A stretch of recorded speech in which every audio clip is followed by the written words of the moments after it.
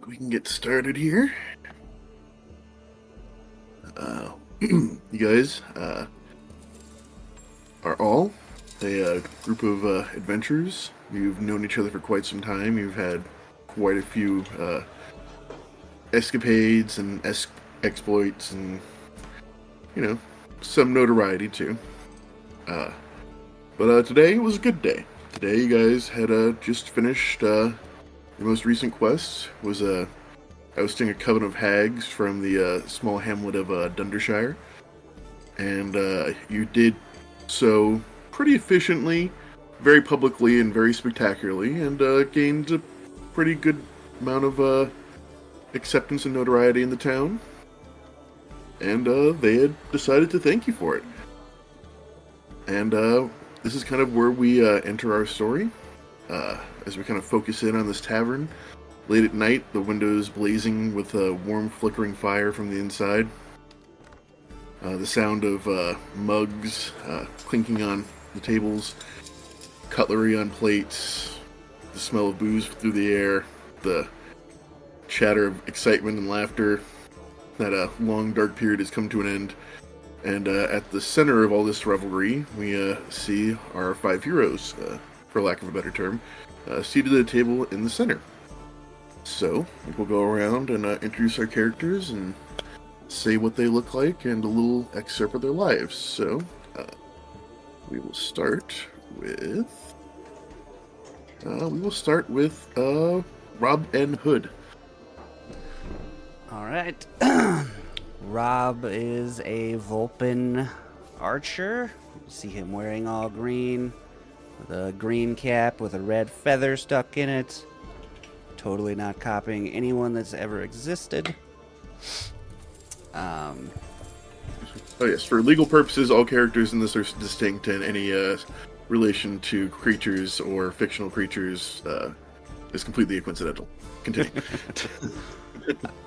He's got a carefree attitude with a level of confidence that isn't annoying, but makes you feel confident being near him.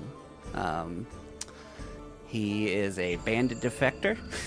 He used to be part of a bandit troop. Still a bandit, I guess, kind of. He takes from all his adventures, anything he loots, he takes most of that and distributes it amongst the poor and village people he may come across. He just wants everyone to have a good time when they're with him. And that is Rob. Yeah, and actually, the drinks tonight are on the hags that are now lying dead in their cave somewhere, as he is using drinks on me to redistribute the wealth to this particular populace. Next up, our perspective shifts slightly to his right from the image of a hero to maybe not quite so much. Mark, give us your character's description and a little bit of backstory. So this is Resputi, Warlock of the Undying. He has focused all of his efforts to pleasing his patron and gaining all undead sorcery available to his whim. Also, he likes to chop out certain of his own body parts and slap people around with them. Who knew? Alright, yes, yeah. As Rasputi kind of sits there, he holds up his drink, and Bilton comes over the pitcher and fills it, and then walks back over the corner and waits for further commands. And as he sips on something that is actually smoking slightly as you look into the goblet, our view is going to kind of pan down to the right, and we see a small green man, his head kind of barely coming up over the table. So, come on. John, tell us about your character. My character is Addo. He is a goblin wizard. He was basically the subject of a very successful bet in which he was found by a group of faction of wizards, and their best teacher was challenged to train this chaotic evil creature in the ways of peace and intelligence, and yeah, very successful. So he's kind of like, but right now he's just kind of laid back, uh, relaxed, and just enjoying the atmosphere, chilling. All right, so yeah. As you see the small, slight man kind of lift up a finger, and a very large pitcher of beer kind of tilts into his mouth, and he has a deep drink. Camera kind of pans back up, and actually a little higher to an armored fellow of unknown origins. Craig, tell us your character and I am, description about. I am Gark from the faraway land of Kaboa. I'm a 7-foot-tall green insect called an Atel, which makes me one of the only paladins you've seen who doesn't wear armor. I also sold my soul for a cantrip. All right, as Gark looks down at his hands and thinks about his life choices and all that's led him here today, the camera, weirdly enough, pans slightly up again as we see what looks like just a tree sitting at the table, but then as we kind of look up a little more, we see that it has a face and limbs and appendages and a personality. So, Nick, let me tell us about your character. Yo, what's up? It's Gnarly, the most radical druid you've ever met. Gnarly is a 8-foot-tall mandrake who was pulled out of a garden in the mountains by a lovely herbalist Goliath couple who saw his marketability. Who loved him and raised him. And now he's just your radical druid who loves the skateboard. Yeah, everyone is so tall. Yeah, no, I mean, as this room is a kind of a normal size of people, except for one, you guys are a very large group. But yeah, you'll see a Gnarly kind of, as everyone just seems to be enamored with him for some unknown reason. Kind of like, reaches behind his ear and takes out a flower, and it kind of blooms and grows, and he hands it to one of the villagers, and they laugh and walk off. But yeah, you guys find yourself drinking and being jovial, and to the point that you all find yourself a little distracted, and none of you see the invisible little fairy that's running around on the table and putting powder in each of your drinks. You do notice the drinks taste like really good, like after a few sips, but that's how drinks work, Yeah, you guys, the night begins to kind of like drone on, and faces begin to blur and shift, and voices become loud. People start talking about their parents and how things have gone horribly wrong because of them, and you all feel it's probably time to leave at that point. Yes, it's always time to leave. Reference. Anyways, you guys begin to stagger out and begin walking down the road to your camp that was a bit outside of town. But as you guys walk, you notice that the entire world kind of has like a bit of a sway to it, just as kind of moving back and forth. And you just kind of see that, like, if you're paying attention, like, all the branches and twigs and the angles of the rocks in the road just kind of like lean to the left a little bit and just all kind of seem to point to the same direction. Hey, Raspy, what'd you put in my beer? Noted. Am I the only one Wouldn't seeing meddle this? myself with. Yeah, everyone's seeing the same thing. It's just like the world's just kind of aligning a little bit to the left. Just kind of beckoning you off the beaten path a little bit. I lean left and follow it. All right. Just trying Yeah, to right my vision. Just tilt my head left and then start stumbling that way. All right. Yeah, you kind of tilt your head, and weirdly enough, as you kind of follow this road, your vision does kind of focus and clear. And all of you see Rob kind of veer off to the left of the path, but seeming to kind of walk with like a purpose and intent. And Rob, as you kind of walk off, like in this seemingly random bit of wild rush, you find that every time your foot takes a step, it finds a solid foothold. It's like a log, a top vine, a rock that's like kind of sticking up into the foliage. Just like as you walk forward, just the path kind of allows you to go that way. And you all see your friend, who is, a well-known woodsman, kind of disappear off into the forest to your left, following the kind of tilt that you all see. Yeah, I'm following him. Yeah, I'll follow All right. too. With a shrug.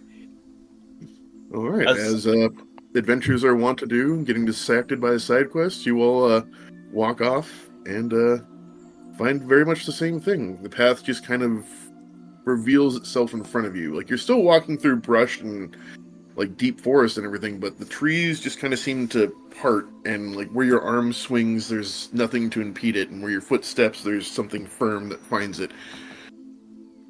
And you kind of like follow on in this like very pleasant days, if I'm being honest. Like, this is just a real like nice evening walk, like similar to those evening walks you take with your cousins at Thanksgiving.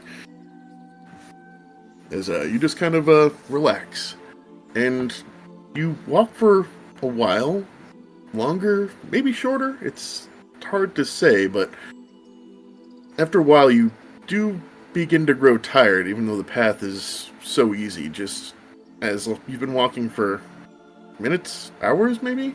Has it been a day? Maybe not. As these worries kind of come into your head, they kind of slide past as the talk just kind of stays easy and avoids any serious topics of where are we going and why. And after a while, the night kind of fades into a haze, as such nights do. And I'll say, everyone roll me a constitution check to see who wakes up first. 17.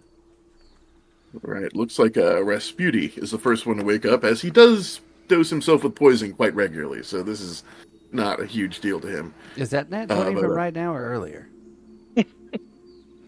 I mean, it's the first nat 20 I rolled. Wow, Yeah, Mark. that's it's funnier this way. But yeah. I was just you wake up- preparing it, you know? It's a pre-baked nat 20. I'll allow it. He wakes All up right, so fucking hard. But yeah, you wake up. I mean, I'm assuming Rasputi, doesn't ever not wake up with some kind of hangover just because of his history with poison. But you wake up and you find yourself staring. It's hard to see what it is at first. It's just a bunch of frills. But as your eyes kind of focus, you realize that you're staring up at a very large mushroom as you're kind of laying on your back in the dirt.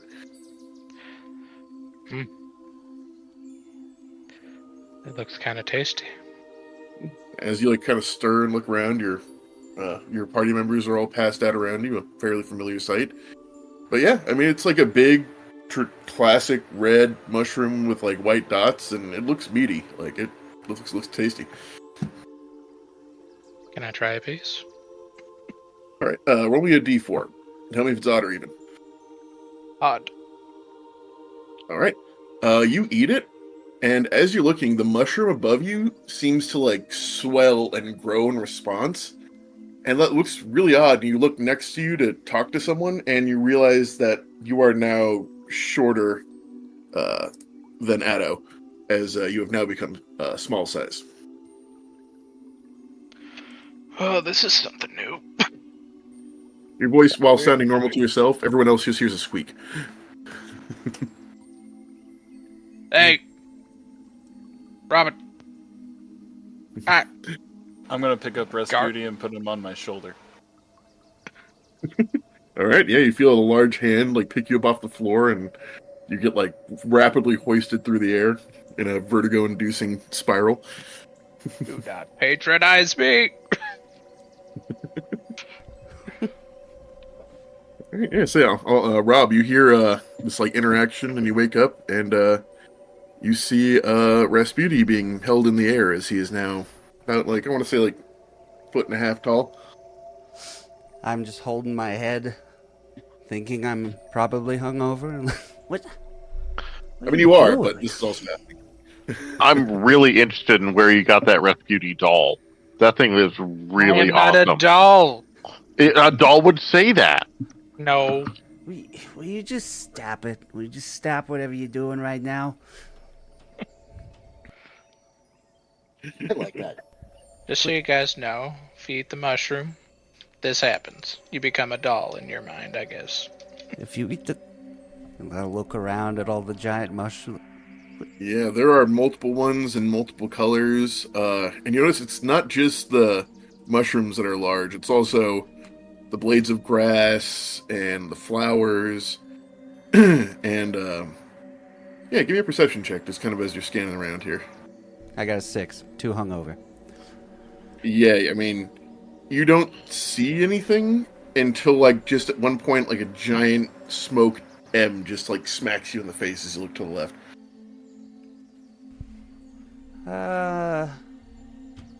Where the fuck are we right now?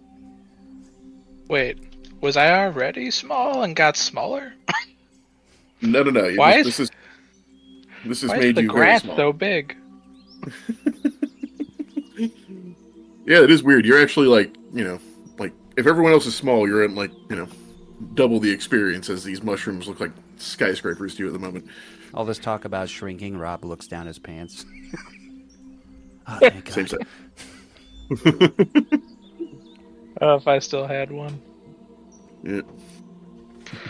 As a Detachable mandrake, penis. What? as a mandrake, can I ask the grass and mushrooms where we are? Yeah. You can. You have a speak with plants. It's a racial thing.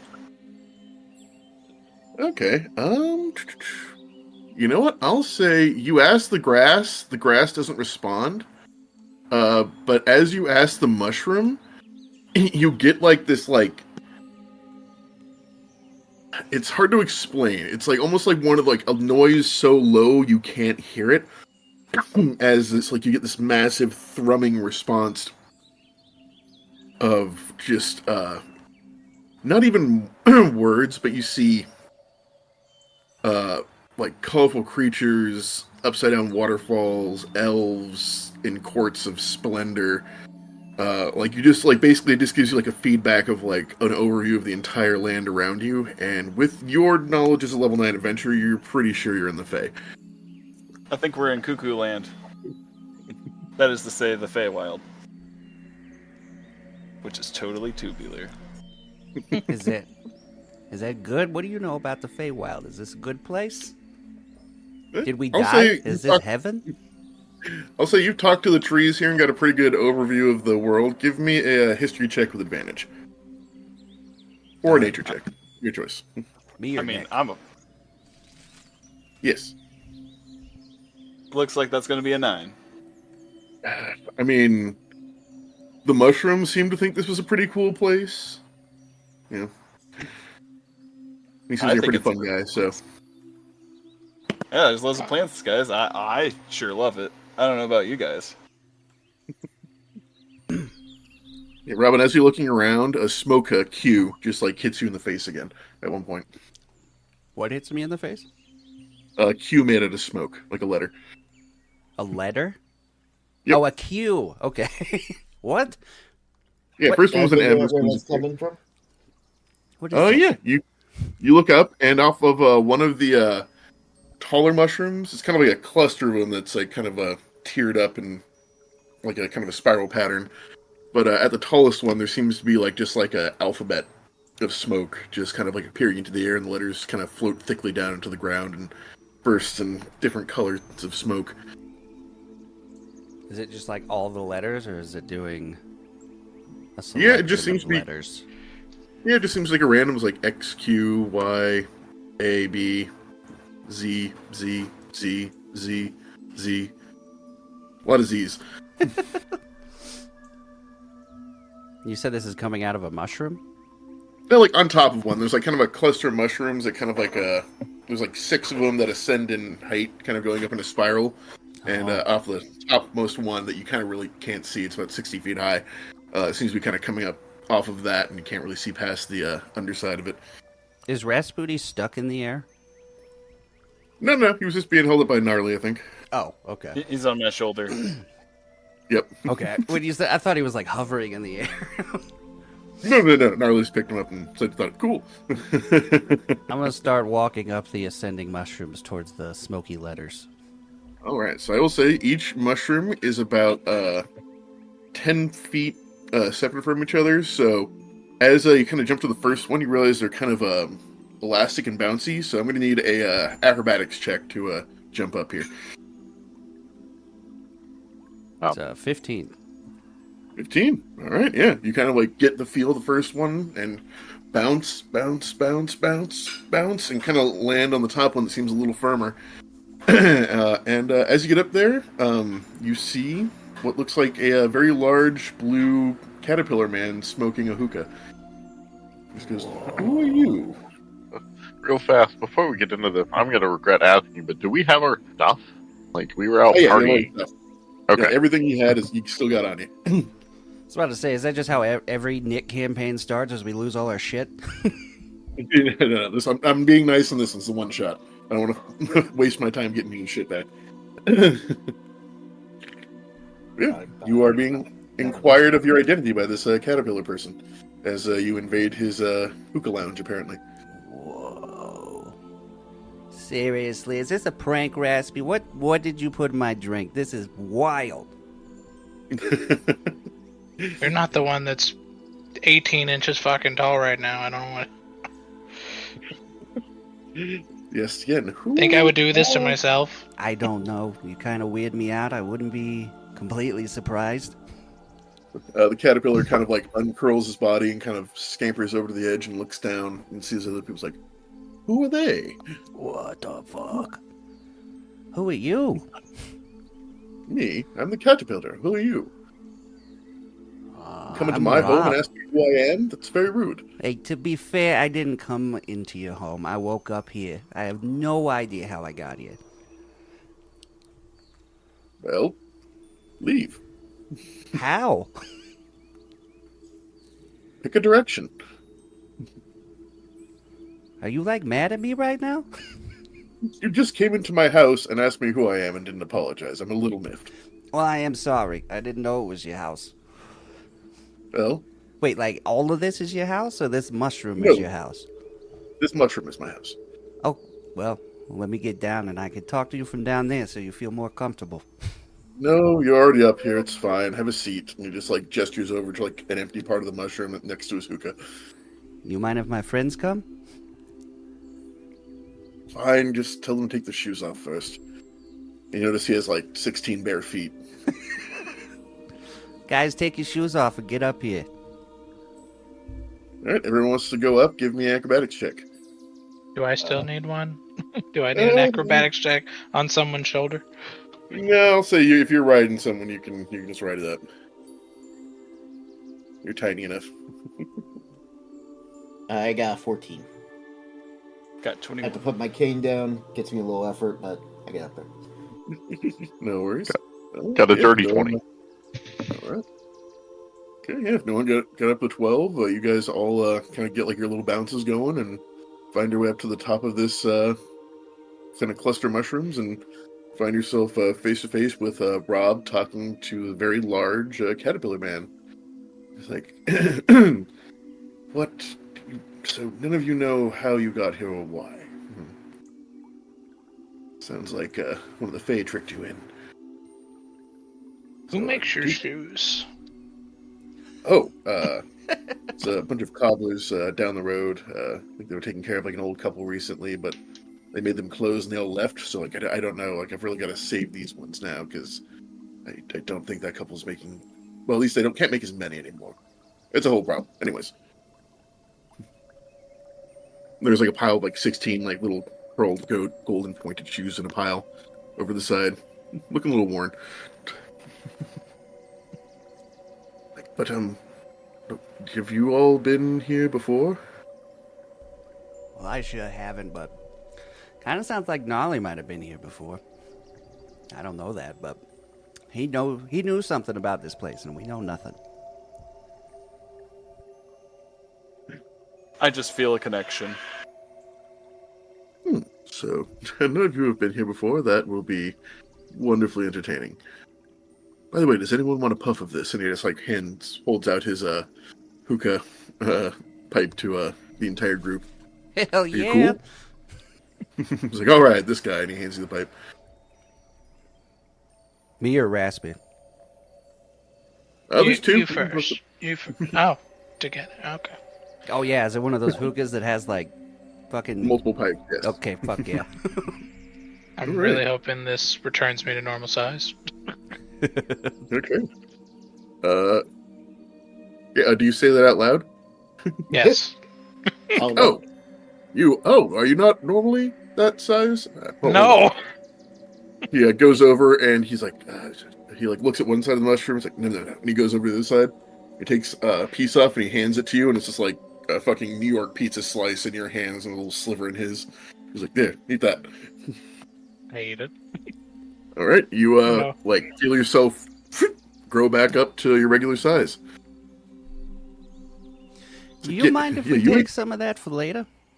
Yeah, no, of course. I mean, it's just my house, but it's fine. But left side of a mushroom makes you grow, right side makes you shrink. Make sure to not mix them up because it can cause problems. Yeah, clearly. awfully friendly. Yeah. Also, yeah, give me a nature check to see how many slivers you can harvest without fucking up the structural stability of this mushroom. All right. 23. Nice. All right, I'll say you get 4 slivers of grow mushroom and 4 slivers of shrink mushroom. Each of these lets you cast separately the enlarge and reduce spell. So the grow mushrooms is the enlarge half of the spell for 1 hour, and the shrink is the reduce for 1 hour. This is amazing. Nolly, we can make you fucking huge now. Radical. It is. Are you gonna hit this hookah with me? You're like, yes, so I won't think you're cool. No, drugs are bad and smoking isn't cool. This is a Real mushroom. cool guys say no to drugs and smoking. Get I off of started my looking mushroom. around like, what? Who are you saying this for? Also, this is a mushroom. Is a Yep. mushroom a drug? I mean, Depends. Sometimes it's a food, sometimes it's a drug. Depends how much you enjoy it. it's like this one, no. That one, yes. That one, also yes. And those 6, also yes. What about this hookah? What's in this hookah? As Lots I'm of hitting it.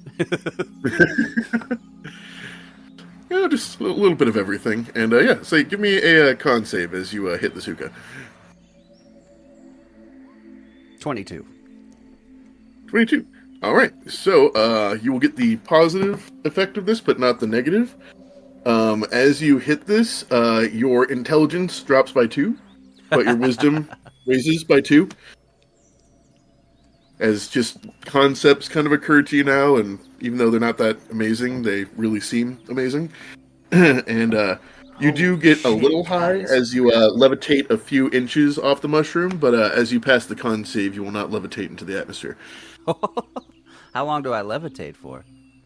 Just a minute. Okay. That's fucking sick. So I hit the hookah and I'm like, guys, why don't we have universal health care? The fuck is healthcare?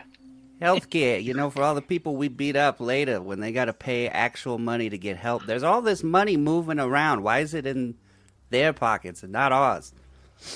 You think they're What the paying to fuck get is their broken universal? arm fixed? Careful, the last guy came here and smoked that did some things that we're not going to talk about publicly. So, not really a king, but kind of. Anyways, Guys, you got to get in on this. If This you will happen give to you, be within one- 10, I'll go for it. if you happen to be within 10 feet of me, then you can add +5 to your saving throws. So if we all kind of go crowd around this thing, it's a pretty good shot. I prefer to keep my focus. Yeah. Oh, I am But you do fucking you. lasered in right now. I don't know what you're talking about.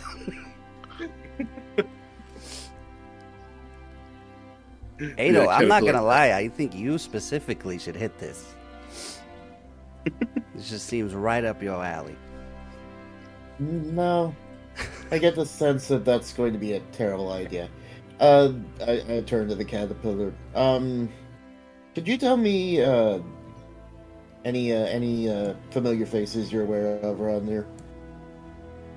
I mean, Around here, familiar faces, it's not really a thing that happens. Like, I've gone that way 12 different times and been a different person there each time, so I couldn't really tell you, but, I mean, there's... If you go that way far enough, there's like a party going on, I know. If you go further than that, it gets a little weird. If you go further than that, it gets a lot weirder. If you take a left, you die. Don't take a left. How do you know that? How do I know that? It's Takes the a deep hookah. rip with the hookah. So we're I don't know if you have these around here, but we're what's called adventurers. We like to find trouble, people that need our help, people that need saving. We make a whole thing of it, we save the day, and then we get drinks afterwards. Is there anywhere around here people might be in You're need like, of "Oh." our services? That. All of that is that way. And he points the exact same direction that you guys pointed towards the last time. Yeah, that way. Drinks, adventure, murder, all that way. If it's just Okay, all too, in I one think. centralized location, that's awesome. It's like a linear line. You can't really kind of go off it here, but it's always different. It's hard to explain, and I try not to think about it too hard. He just rips the hookah again. Oh, that's better. That's convenient. All right, well, I you've suppose been- we should get going then. Yeah, you've been Yeah, super I know. hospitable, but I'm gonna head that way. You need anything from Right, us? No, I've got some things to take care of, so if you actually could all just kind of head off, I'd appreciate it. You got it. Thank you. And he just kicks the hookah off the side of the mushroom, and it kind of clings to the ground. He reaches down to the bottom, and there's like a zipper sound, and he just pulls up an entire cocoon and just like falls sideways on top of the mushroom. What the fuck? Good luck with whatever your today is. You see like the material is like crystallized and hardened. Oh. That's Neat. the beauty. Sure. Well, Gok, I can officially say you're not the weirdest person I've ever met. I appreciate that. Just that guy was really fucking odd. You handled him well, though. It was awesome, though, right? Oh, yeah. I'm Everything still seems pretty awesome. confused. How much must he spend on shoes? It doesn't matter. Right? Off topic. You know, I get the feeling that money has no value here. Interesting. Well, I thought it was quite interesting because he said that business slowed for the people who made his shoes, and I was like, I don't know. I feel like you'd keep a whole factory employed for several years. I don't know. I'm really Let's not just too think much confused. about it. Hey, when I hit that hookah, did letters come out of my mouth? Oh yeah, but it was like an ampersand. It wasn't like a really coherent letter. Interesting. It was like ampersand, semicolon. So I was Backslash, smoking like, on it just- wingdings. Yeah. But yeah, as you kind of guys look around, the direction he points, it's kind of the same thing as you all blearily remember from the night before. Is the whole world just kind of seems to lean in like one direction. Is it the same direction? Seems to be. I'm pretty heavily inclined that we follow the way everything appears to be pointing. Every stick, every rock, every blade of grass, the way the caterpillar told us to go.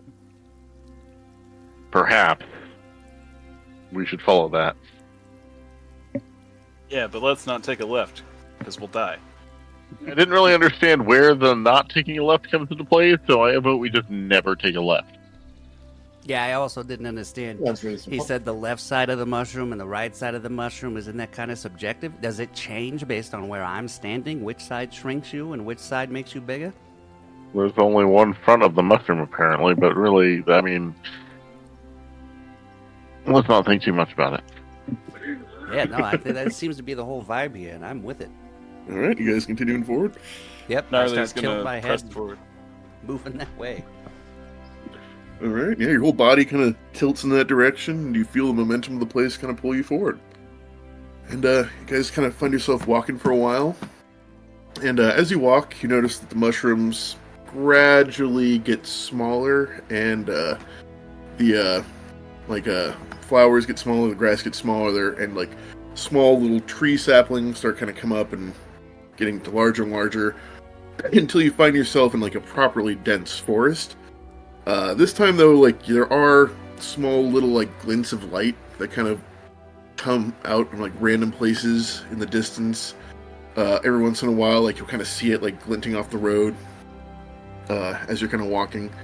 And as you kind of look down, you realize that the floor is actually kind of like littered and embedded with rough gemstones. Just like things like little bits of like agate pointing out, like maybe like a small ruby here that's been like, unfinished and uncut. And like, this kind of looks like they've been like kind of beaten into this path over the years. I want to start pocketing some of these gems. All right, yeah. I'll say give me a investigation check to see how many you can pick up. 2 minus 1. Yeah, it's weird. Like you'll go for one and like grab it, and you'll be sure it's like a gem, and then you pick it up and it's just a rock, and you put that one down, and it's like, oh no, that's an emerald. You go and pick that one up, and it's just kind of like a greenish rock now. And you guys all see Rob just kind of like sprint around in circles, just kind of like grabbing at random rocks on the ground that seem to glint and shine in the distance, but like, he kind of like comes up with disgust and disappointment every time. But, as you are running around fruitlessly trying to find a gemstone in this path of what looks like gems, you guys notice in the distance what looks like a weird small procession kind of coming up over the hill. And looks like it's several men, kind of short stature, and they seem to be carrying some kind of pulling some kind of wagon behind them, and on top of it seems to be kind of like a glass case, which is like just the angle of the light kind of reflecting off it. It's kind of hard to tell what's inside of it at that distance. And they're coming towards us? Yep. Start walking forward and calmly like put my arm up. Ale. They kind of all stop and they go, "Hi," and then another one goes, "Oh." And as you pull up, you kind of see a bunch of short men. There's several of them, all kind of bushy beards, floppy hats. And as you get closer, you notice that there's like what looks like an unconscious woman in the glass case. And all the men just kind of like stand there, kind of looking at you surly. One sneezes. What's going on here? Nothing. What's going on here? Is it normal in this world for people to be carrying around women in glass cases? Is it normal for you to be walking with trees? I don't think we're in each other's business, son. Yeah, that actually is pretty normal. Yeah. You're right, that is actually kind of normal. I don't know why I said that. Yeah, I was gonna be like, hey, this looks illegal as fuck until he brought up this may be a cultural difference, and then he brought in race, and I'm like, okay. Well, it's not illegal. It's not illegal. Everywhere. The woman that lives in our house with all of us was poisoned. So we're going to take her out in this display case. We're going to put her in the center of the woods, and we're going to hope that some guy makes out with her. Is that illegal? Does that sound illegal to you? It certainly doesn't sound consensual, yeah.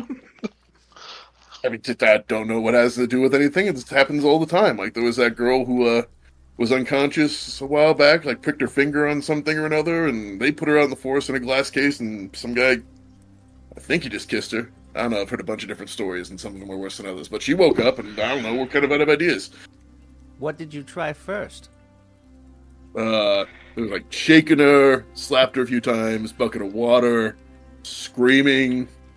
I think Doc tried a chili pepper a few times, didn't you, Doc? He was like, yeah, I tried a chili pepper a few times, didn't work. But yeah, so we're fresh out of ideas. Damn, that's everything. Wait, have you tried a really stinky cheese? You, where the hell were you when we were back at the cabin? All right, everyone, no, we gotta turn around. We gotta try the cheese. Back. We'll do the dude kiss later. And you see, like, there's like all kind of groan, and they all pick up the wagon and like turn it 180 degrees, slam it back down on the ground, and then just like start fucking walking. It's like, you're a fucking doctor. You didn't think of the goddamn piece. Like, I'm sorry. And they just kind of like start walking off with the wagon. If you let them go. Another woman saved, thanks to Gnarly. Can we maybe give a quick check on this woman, see if there's anything that we can discern that's going on with her? All right. I mean, you can. I'll say give me a persuasion check first to try to persuade these surly men to let you close to their friend. Wait, they Yeah. were cool leaving her in the woods to make out with a guy while she's asleep? Well, yeah, just be alone in the woods and some random guys to come by, but you guys aren't alone, and you're not random because I know you know, so it's not going to work. 17. 17, they kind of look, he's like, I mean, you're not going to do anything weird, right? Like, we're just looking for someone to, like, non-consensually kiss her, not, like, anything creepy. No, I'm not going to do anything weird. I mean, you want to take a crack at it? I mean, never try to Yeah. tell, but... I'm not a 3, but... I'm a giant insect, but I'll sorry. give her... Dyslexia. Yeah. Oh, yeah, Chinese sex. Those are normal, too. Do you eat that guy back there? He's got good shit. Anyways, go, try. So... Yeah, not really sure. I want to, I guess, take a look at her. I'm not sure if that's some type of check or if... I'll say, are you looking at her magically or medically, I'll say? Or just giving, like, a general once-over? Yeah, let's go with general once over. Let's start with that. So, give me an investigation check. All right. I'm bad at all of these. This would be great. That's an 8.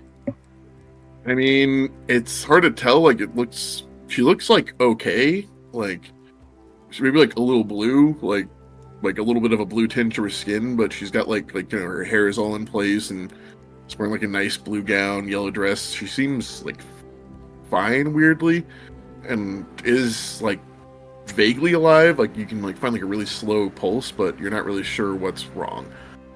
Hey, team! This chick appears to be alive, but I don't know what's wrong with her. Anyone else want to come over and maybe give her a look? I can, if it's something that I can help with, I can like lay on hands or something. But I don't know what this is. I try an Arcana check. Alright, you're kind of check. 17. Alright, with the 17, I think you think this is, possibly some kind of magical poison. It's like something that like puts people into like a deep, death-like sleep for long periods of time. Oh, well, yeah, that's your problem. She's poisoned. So the wording of the feature says you can expend 5 hit points from your pool of healing to cure the target of one disease or neutralize one poison affecting it. And there you go. Holy shit, Right. I didn't know that. So yeah, I'm going to use 5 lay on hands and touch her on the arm or somewhere, Alright, not. so you like kind of lean in and like, he's gonna kiss her. And like you just like touch her lightly on the arm. She's like, oh, what's like, oh, I didn't kiss her. Hey, but she's up. She's like, oh god, you're not, who are you? She just looks at this like giant armored insect above her. I am Gark, Hi. and these are my friends. Oh, there's other people here. Thank you. I think God, I was not feeling good, and you helped. I believe this is not who I was expecting to see when I woke up. I'm not gonna lie. Oh, She he turns didn't over to the kiss guys. you. Like, Don't worry about She's that. you didn't like. It's like what? She looks over to the door. It's like what about like the glass case in the middle of the forest thing? We weren't. I thought that was the plan if something bad happened. No, we're not. No, whatever, fine. Wait, did you do this on purpose? Wait, this You was just trying to get consensual? laid? No. And of you course not. didn't, like, at least a little bit expect something like this might happen?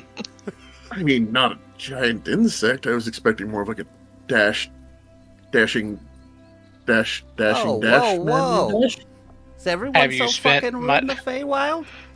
Yeah. Look, it worked. I've heard it work before, and I was just like, gonna shoot my shot. I'm sorry. What? That's what? fucked up. You're fucked up.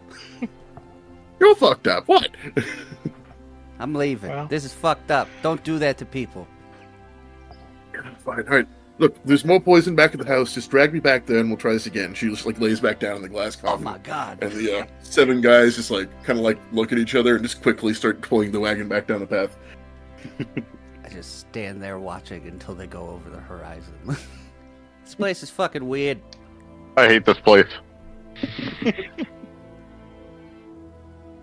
Was that all they do all day? Do they not have like jobs and shit? They just sit around trying to. Snow White and Seven Sims. Huh. That seems very dangerous.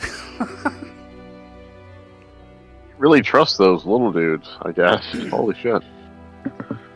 Why are they so invested in her getting laid? 7 tiny wingmen, I guess. Was she conventionally attractive or anything? Sorry if I missed that. Very, yeah, very. You know, like short black bob, red lipstick, kind of thin and pale. All But right. who knows what's conventionally attractive here? So. Yeah, she was kind of rude to you, Gok, so honestly, fuck her. Yeah, fair enough. My friends are racist. That too. I don't understand. If they were planning on that, why did they let us do that? Whatever. Let's keep walking. Okay. Guys, kind of pick up your stuff and start heading back down the tilt of the path again. It's time you guys walk for quite a bit further. And, the forest begins to kind of like give way to more of like a manicured garden. Like it's very subtle at first. We're just, you notice trees are in more orderly lines. The flowers are kind of growing in more like attractive clusters. The path begins to become more defined and have a sharper edge until it kind of like becomes topiary and gravel paths with stone side walks, and just like you're still in a forest, but it's like more of a Central Park kind of a feel where there's like a lot of human touches all around. And as you kind of go through this space, you kind of round a corner and go around this like nicely manicured hedge, and you see a line of animals, different than yourselves, more the actual animal variety. Not like there's a fox, not a vulpin. All kind of standing on their hind legs. They're dressed in tuxedos and ball gowns, and they're all standing in a line kind of along this very tall hedge, and seem to be waiting to be let into what looks like a small gate in one side of the hedge. That there seems to be some kind of elven man there with a piece of paper, just kind of looking up and asking a question, scribbling something down, and letting the attendant through.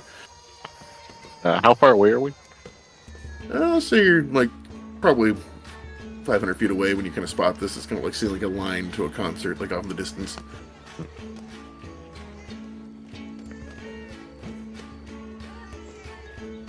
So you said it's an elk. All the animals are in tuxedos? Yep, tuxedos, gowns, like looks like they're like in line for like a prom or something almost.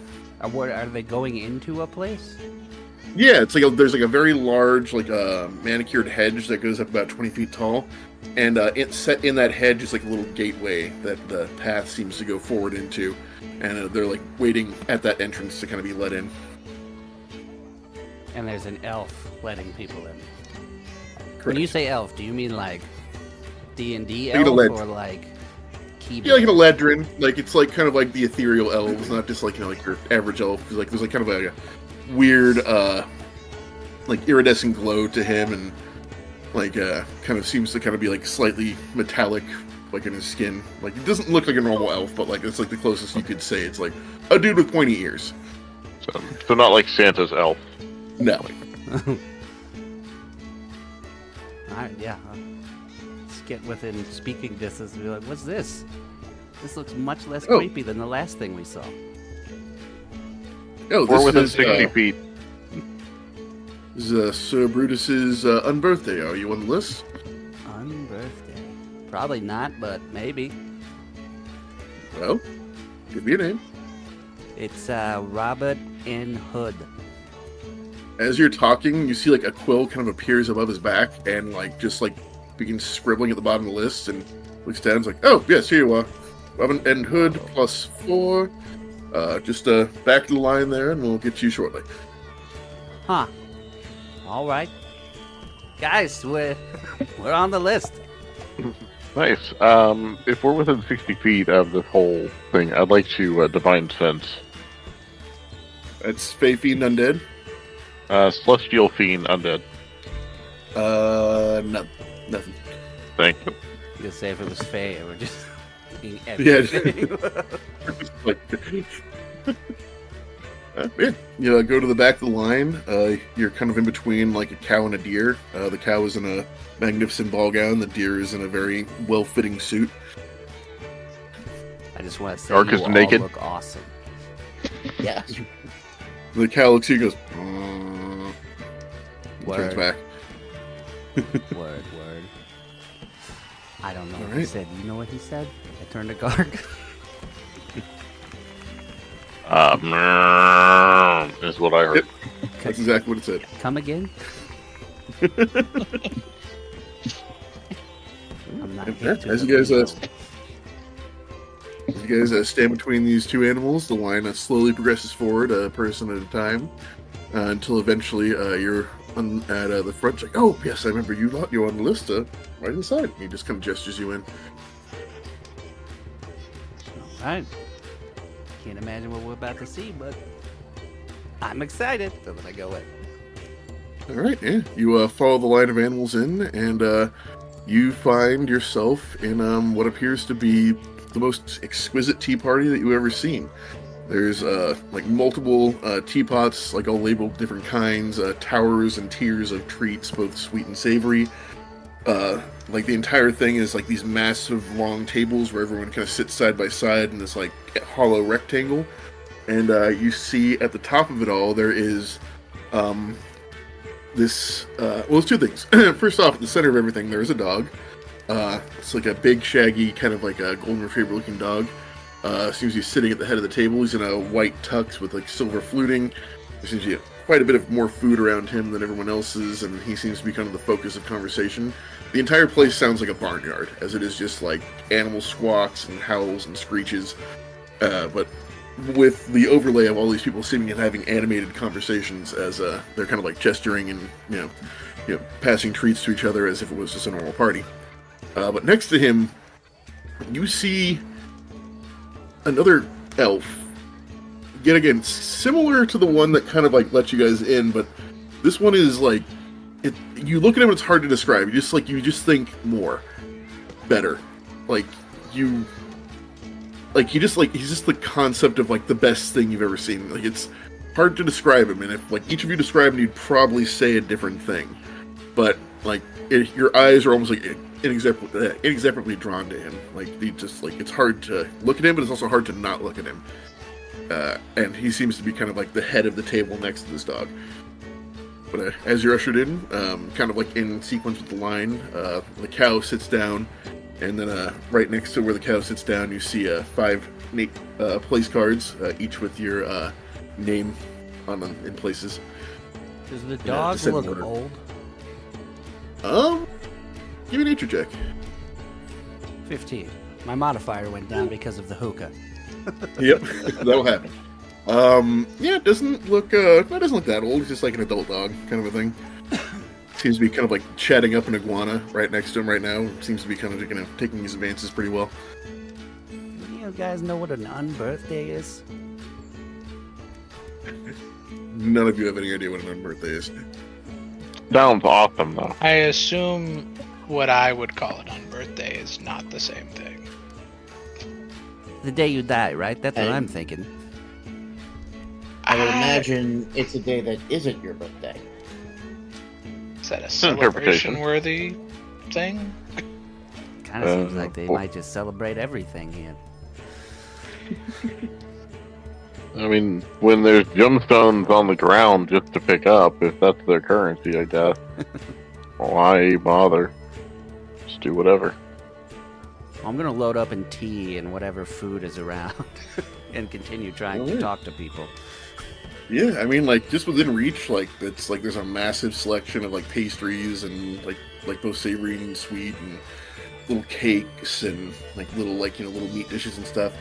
But like, as you're kind of piling things on, you hear like kind of like behind you, and as you all kind of turn and look, you see the elf from the entrance, and he's holding just like a piece of paper again. He's like, any special orders, special requests? We can get anything you want here. Milkshake? He just like writes down a milkshake, and a milkshake appears in front of you. What? Cheeseburger, Sunlight. chili Agreed. cheese fries, hot dog. As you just I- say them, you just like appear in front of you. Boop, boop, boop. I haven't had a good pizza since back home. Like you don't even get the full word pizza out, and just like amazing Teenage Mutant Ninja Turtles like cheesy level pizza appears in front of you. Got the The stretchy blood. cheese, everything. Yeah. Yep. The blood of my enemies. A goblet with a skull on top of it appears in front of you, and like some familiar-looking blood appears in it. Are we in heaven? Potion of invisibility. Potion I've appears been in to front of hell Get the a fuck few outta here. times. This is wow. All right, buddy. What about some sunlight? It's like he kind of like raises his eye, and just like a little glass orb appears in front of you. And if you break this, that will cast the daylight spell once. What in the holy fuck? I'm gonna break it right here and just like blind everyone. But I'm gonna take in the photosynthesis because everyone else gets to eat. There's like a bat seated directly across from you, and his like pupils just like constrict, and he just like falls backwards and starts twitching.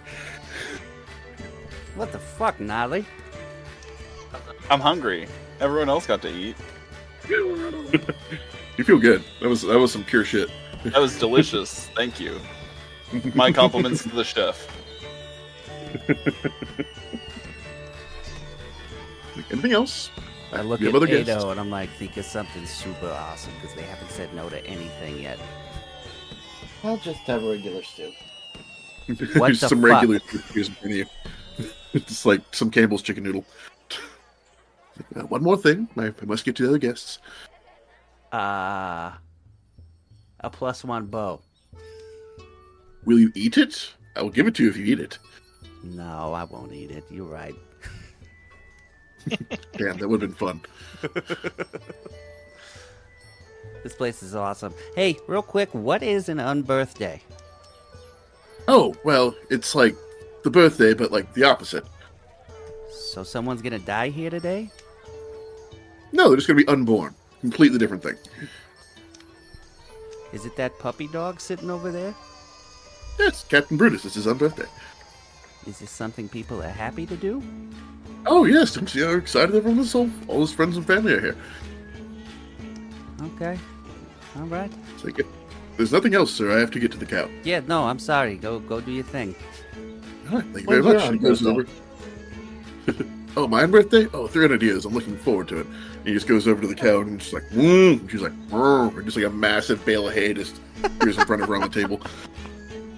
And you see him go down the line. That's some good looking hay. It is some primo shit. Yeah, and you guys kind of pick at the meal for a bit and your various requests. The blood of your enemy, it's like you think it might be a skull too. Like you're not sure how that's possible, but it's nice. Hey, who just And, died for you to get that? Natasha Romanoff. Okay. I'm glad you only said one name. I'm just gonna tell myself that they probably did horrible things. The elf coming back's like, oh, she was the sweetest princess you ever met. And he just like disappears. Why down. did you do that to me?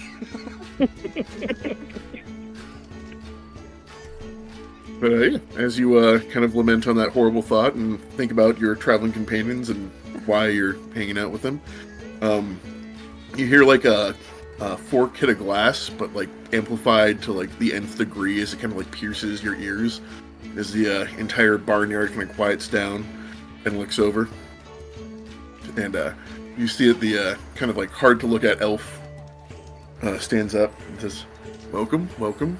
We are all here to honor a great man, Captain Brutus. And he just kind of like gestures over to him, and there's like a sound of like barks and neighs and hooves clapping together as like the entire place erupts. As like his contribution to society cannot be understated, and we all gather here at his unbirthday to wish him fondness. Captain Brutus, and looks over at the dog. The dog stands up, barks several times. The cow starts crying next to you, dabs its eye with a tear, And as he lets out one last howl, he bows, and then just completely vanishes as an empty tux hits the floor. And everyone claps. There's a moment of silence, and then all the animals go back down on all fours and begin ripping off their clothes, and then kind of line up single file and leave. I'm just sitting there, jaw dropped, in stunned silence. I think we should get out of here before our own birthdays come up. Would it be too much to have Cass speak with animals in the middle of a speech when I realize I couldn't understand them? Oh yeah, go for it. And it's like, and my many years of service will not be forgotten, nor will my contributions to the canine feline war. Death to cats. Thank you. And he just like bows in this. Oh, wow. Okay. You look around, there's no cats. You're like, oh. That's fucking amazing. You know, a little bit of good, little bit of bad. This place is pretty fucking cool. Everything's either awesome or terrifying, but nothing is normal. As you guys say that, there's a little flash of light in front of you, and a small scroll of paper plops down in front of you all. Yeah, see what I'm saying? What the fuck is this? I pick it up. It's the bill for everything you ordered, and it just says your firstborn child at the bottom. Oh my god. I should have opened this. Well, I guess kids aren't in the picture for me anymore. We should leave. Was it all on one check, or? Yeah, it was all on one check. Okay, thanks. You didn't Thanks tell for them to picking split up it, so I just put it on one. You guys have to name me kids after me because of this. I mean, I'll take it. I could pay. What? Do you have children? If you... No.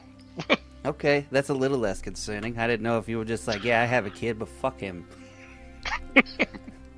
My people hatch in large clusters of eggs. It's yeah, I probably should grab that.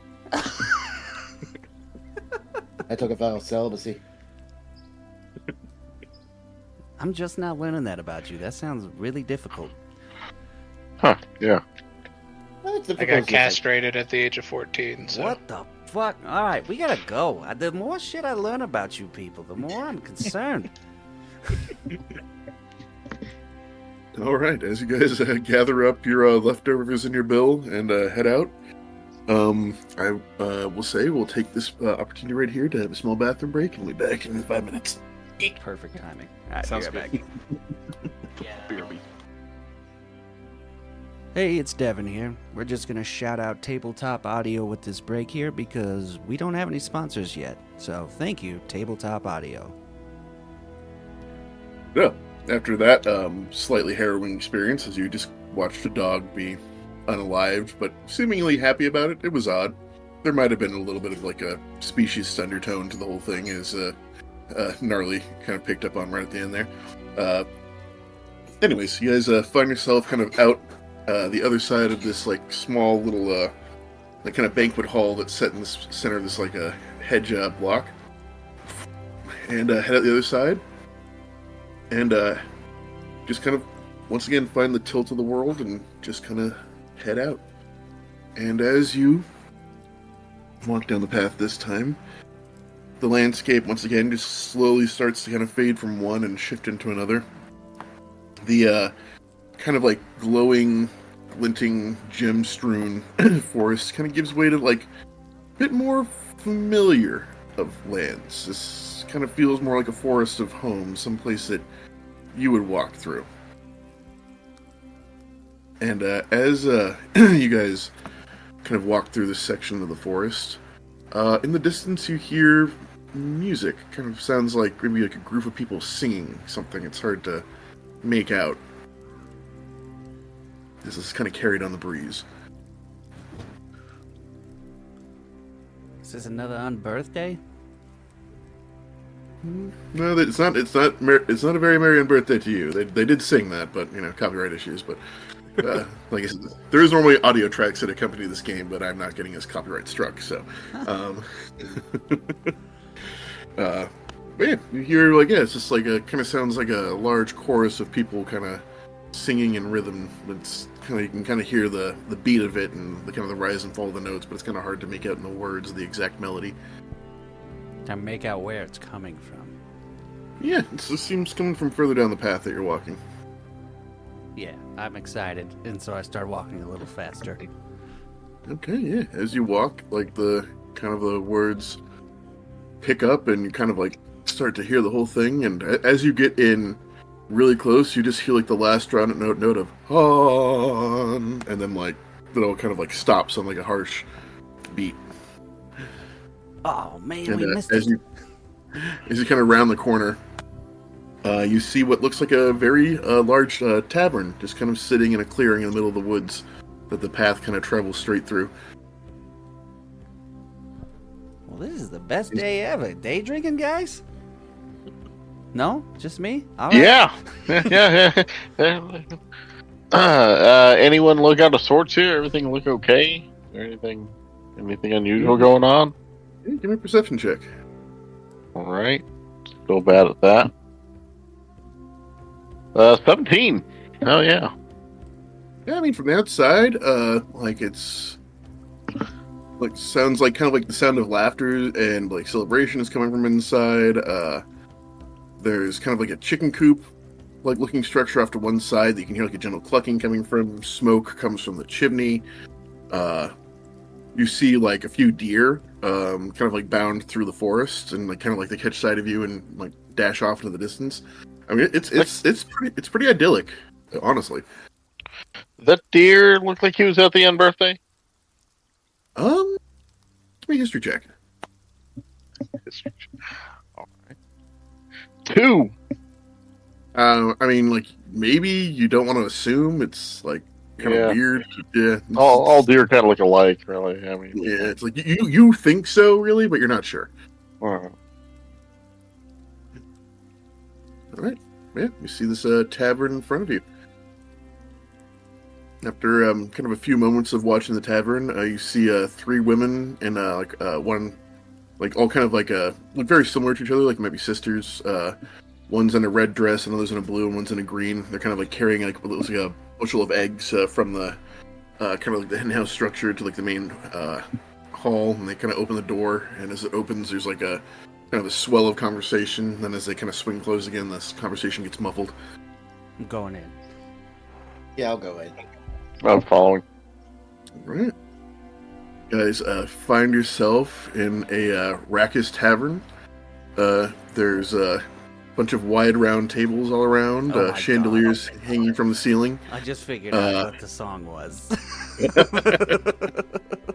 Yeah, and yeah, kind of like everyone's kind of slapping each other in the back, and off to one side as you see what looks like a pile of men kind of like untangling themselves from each other as like they kind of like hinder themselves from a bench that was on top of them.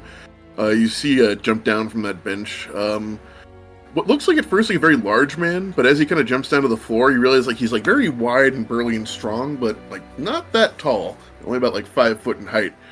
And he kind of like notices the door open as you guys come in. He's like, "Oh, new friends, come in, enter, have a drink, pull up a chair, have an egg." And you look around, you just notice everyone's plates are just filled with like eggs. Interesting. All right. I'm just happy to see some actual people. This place is crazy. All You right, guys yeah. having an unbirthday here? A what? Okay. No, All right. God no. Just we when don't- I think I'm we getting the don't- hang of this. We don't do that here. Do you understand? Okay. Oh No. my God. No. I'm sorry. Just it's a very deeply personal issue. Just pull up a chair and have an egg. That's fair. I'll be with you in a minute. What kind of eggs are these? He kind of like raises an eyebrow and he's like, "Find out." And as he says that, one of the blonde women, one of the blue dress, kind of comes over and puts down like the center of a table, massive pitcher of ale, 5 mugs, and just like a plate piled high with what looks like hard-boiled eggs of some kind. I'll examine the egg, try to determine what kind of egg it is. Are these from the chickens outside? Oh yeah, the chicken's outside. I mean, it kind of looks like a chicken egg. I mean, if you want to give it like a more close inspection, but it's like it's white and about the size. All right. Approximately 50 grams. All right. Okay, you eat it and you chew, and you realize the center of this egg is like a bite of steak. Like just literally like there's beef in the middle of this like egg that you just shelled. That's peculiar. What's in the middle of it? Yeah, like as he eats it, it was just like a chunk of like steak, like pretty well cooked. What? That looks awesome. Hey. And then I pick one up These are- and eat. These Yeah, aren't you chicken eat it. eggs, they're cow eggs. Do you eat the egg? The what eggs? They're cow eggs. As you eat your egg has like a dill salmon in the center of it. This is awesome. How do you do this? Special chickens, and he just kind of smiles. Special. Oh, all right. I don't think we're back. Yeah, home yet. As you guys kind of like sit at this table, he comes up and kind of like puts a leg up on the table, and he's very short, so it's like a very like strained, intentional action that looks extremely uncomfortable, but is like seems to be some kind of like macho thing he's trying to do. So, what brings you all here? Adventure. Like adventure? That could be useful. So, does this adventure say contain things like slaying beasts, sieging castles, rescuing maidens, like that kind of thing? Yes, yes, yes, and yes. Ah, well, my friend, I may have just the ticket for you. Come. And he like kind of like gestures you closer, which would just kind of get you closer to his crotch, which is weird, but it's fine. And he's like, he kind of leans in and is like, well, I have a tale for you. A few nights ago, I was all ready to propose to my beautiful wife. Had the ring, was at her door, went to knock on it. She started acting really weird, like something was wrong. And she just rejected me, which was weird because she loves me.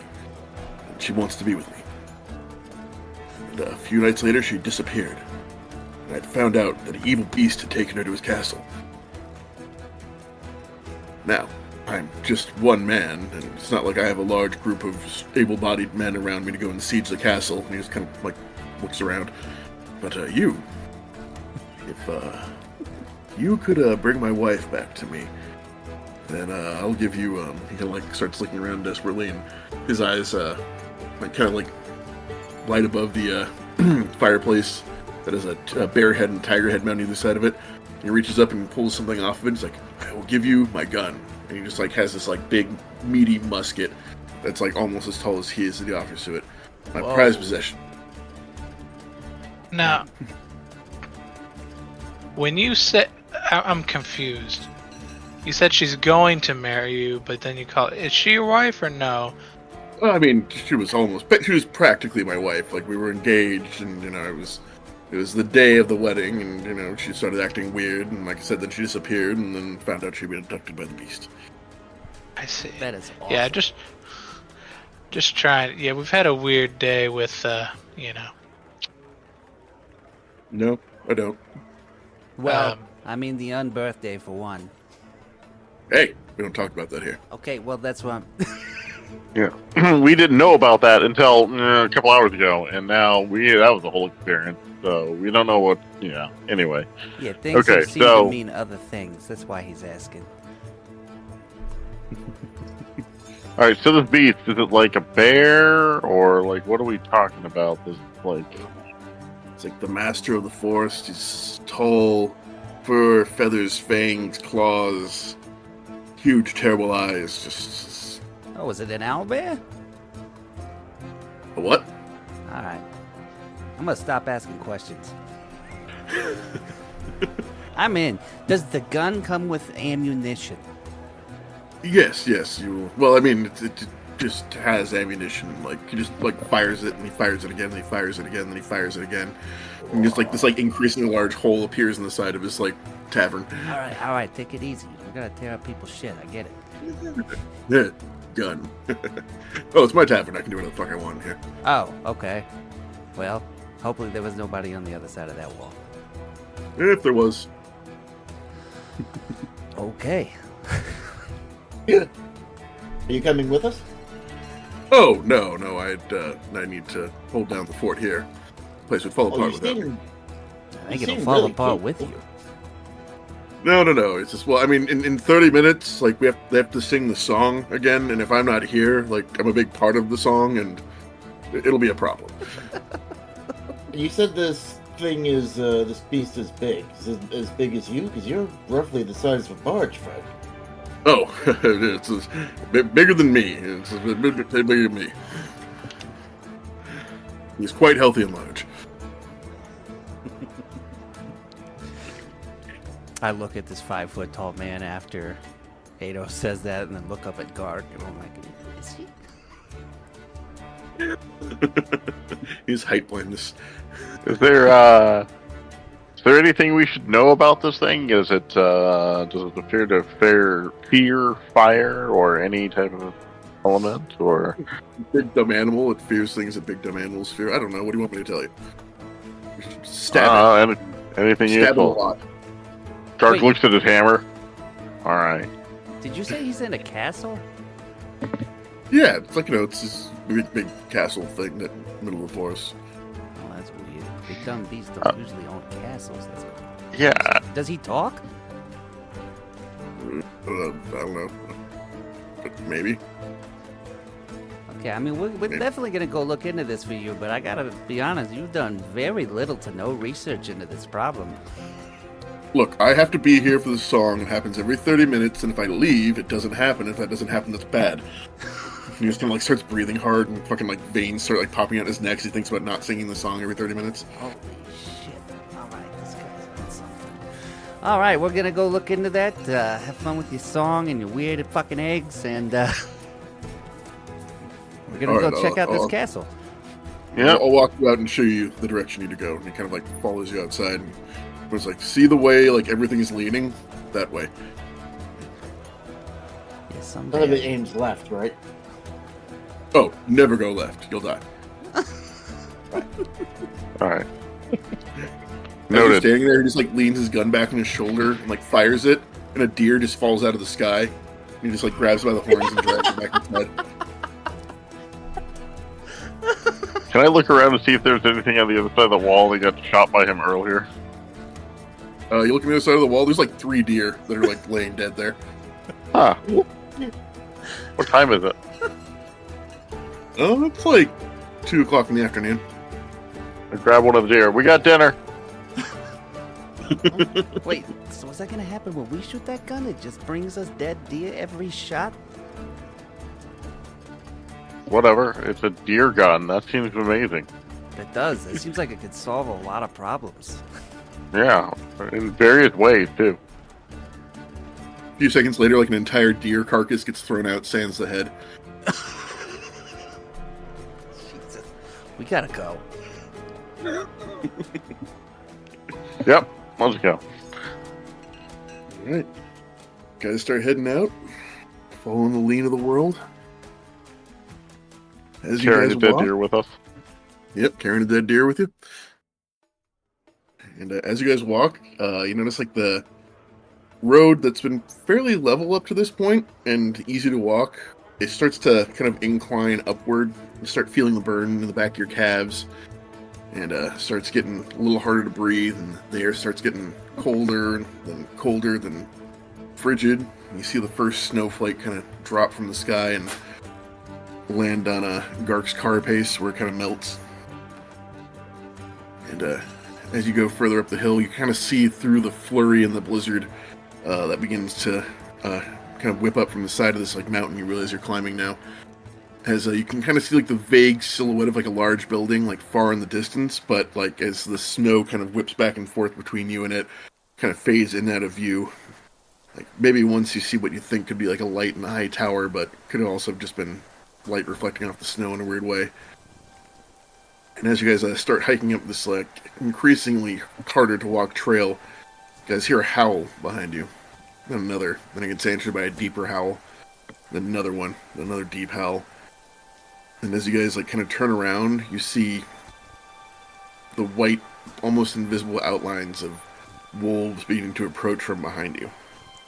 So, as this massive pack of wolves begins to encroach on you, we're going to run a chase sequence. So, you guys have about 1,000 feet between you and safety.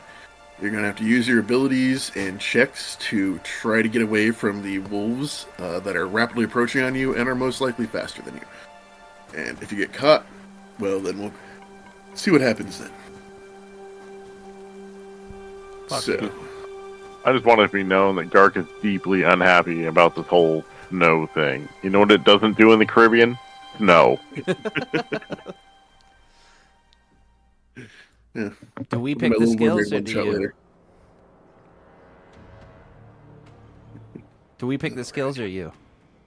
You will be able to pick the skills, but you will not be able to repeat them. You can also use your abilities or actions. So, I'll say basically how this will work is you can use an ability check to either try to accelerate yourself or slow down the wolves.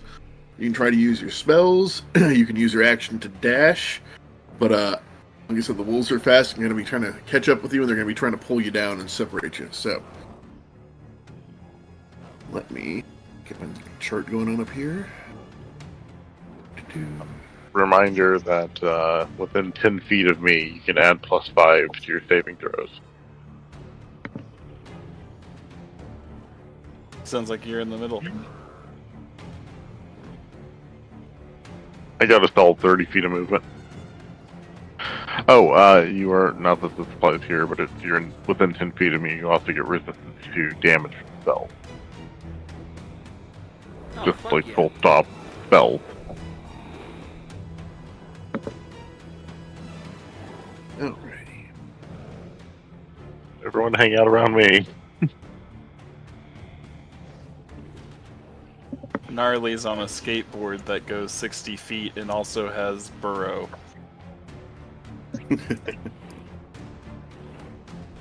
Well, that's super cool. You gonna skate through the ground like street sharks? Yeah. It leaves a 5-foot tunnel if you guys want to follow me, but also it leaves a 5-foot tunnel, so there's going to be an animal that can chase me. That's not going to be great for Gark. Alrighty. So, what we're going to do here is we're going to roll out initiative, and the wolves and the dire wolves are going to act on separate initiatives. They'll be trying to catch you. And your goal is to move 1,000 feet before the wolves catch up to you, who are about, I want to say, 80 feet behind you at the moment. Sweet. That's it. I got a 15. Well, something Goddamn. tells me I'm going last. That's what you get for hanging on to that nat 20. I guess. You don't have to be a halfling, do you? What did the Rasputin get? I got a 1. Alrighty. Mighty One. What did Addo get? Let's see. I also got it. Okay. What did Gark get? 14. Okay, and what did Gnarly get? 12. So, as these Arctic predators kind of got the drop on you in this case, you guys are going to be running forward, and at the top of initiative, which we'll start with now, everyone's going to roll a d6. On a 6, you will have something positive happen that will aid your movement. On a 1, you will have something negative happen that will impede your movement. God damn it, John. Got a 1. I got a 5. 4. Okay.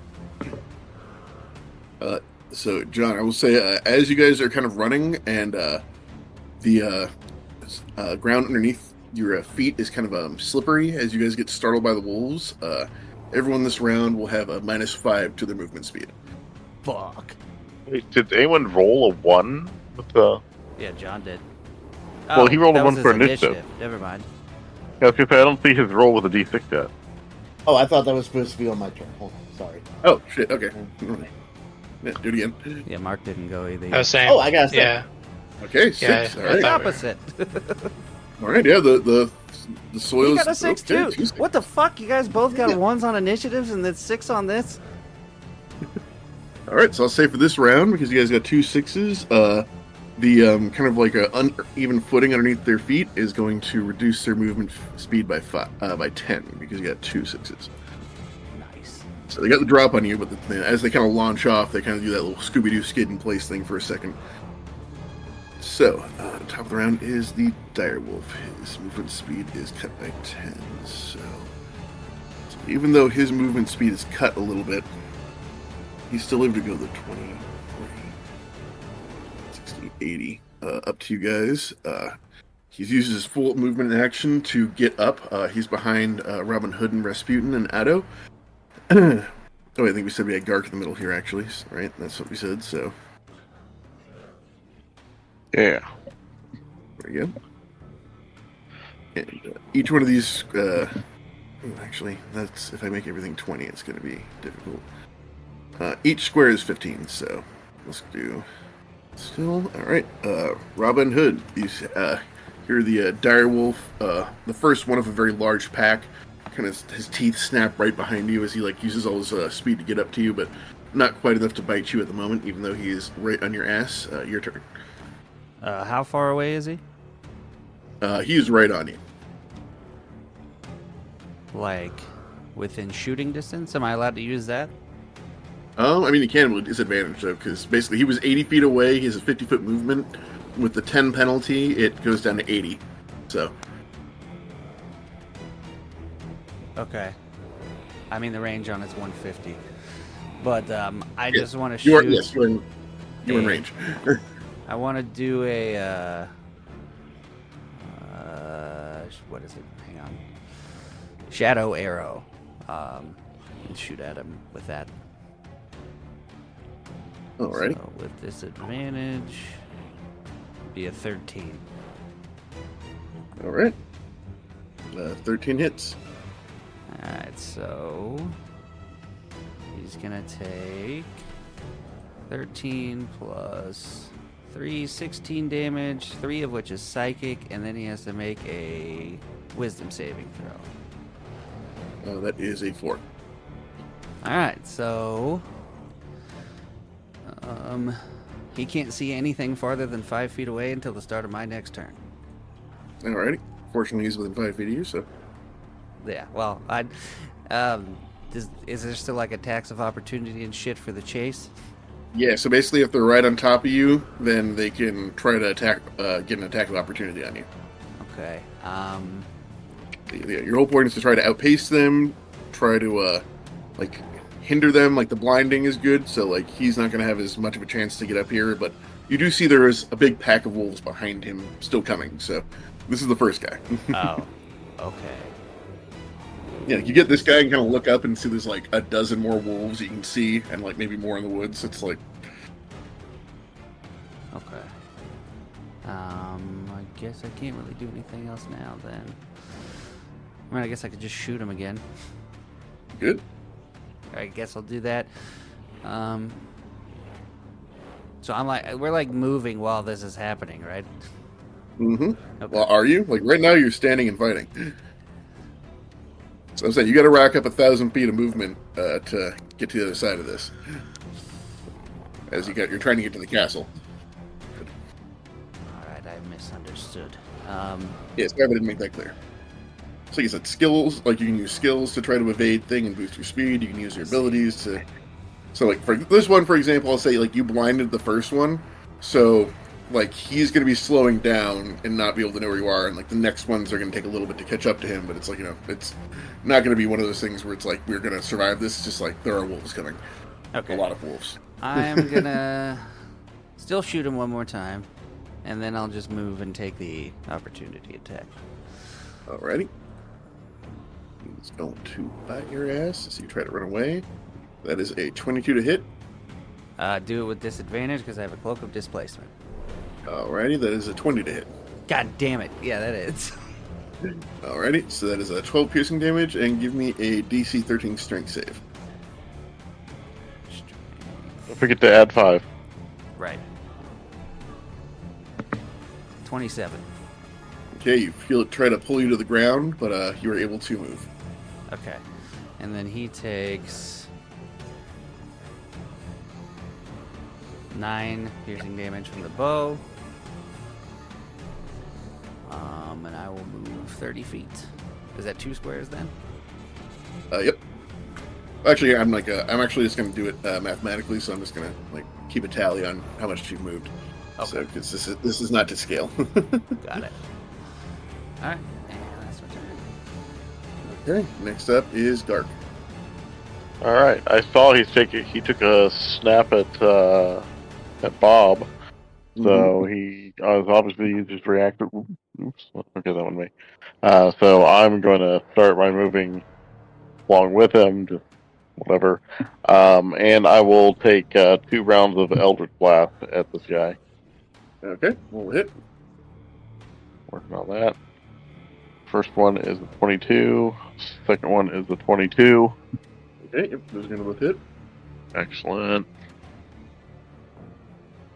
Working on setting up the roll. There we go. 11 force damage. All right, that one drops to the ground, and as it drops, so you see 6 of his friends behind him, running up to fill the space. I start to say, mission accomplished. Oh, shit. Alright. Alright, is that your turn? I've moved, I've shot. I don't really have a meaningful bonus action. That is not there. Okay, next up is Gnarly. Alright. First, Gnarly would like to cast Plant Growth behind us. Alrighty. It's a 100-foot radius. With that will quadruple the movement cost. Pass through it. Okay. 100-foot radius. Let's see here. So everything on this side of the map. Yeah, pretty much. Yeah, What? anything from that will be running at half speed. It's just you see Gnarly reach into the ground, just lift up tangling vines and roots that just snare the pursuers' feet and paws as they kind of run through the snow that's being broken up by this plant matter that's erupting forth. Very good. And then he's gonna do a sick ollie and grind on some vines. And then move 60 feet. 20 of that feet is gonna be underground as he pops back up. Alrighty. So this wolf right here is only with his dash able to move 40 feet. Which will get him into the next square here. So 2. And he's stuck there. He howls in frustration, and that is his turn. Next up is Addo. Addo is going to,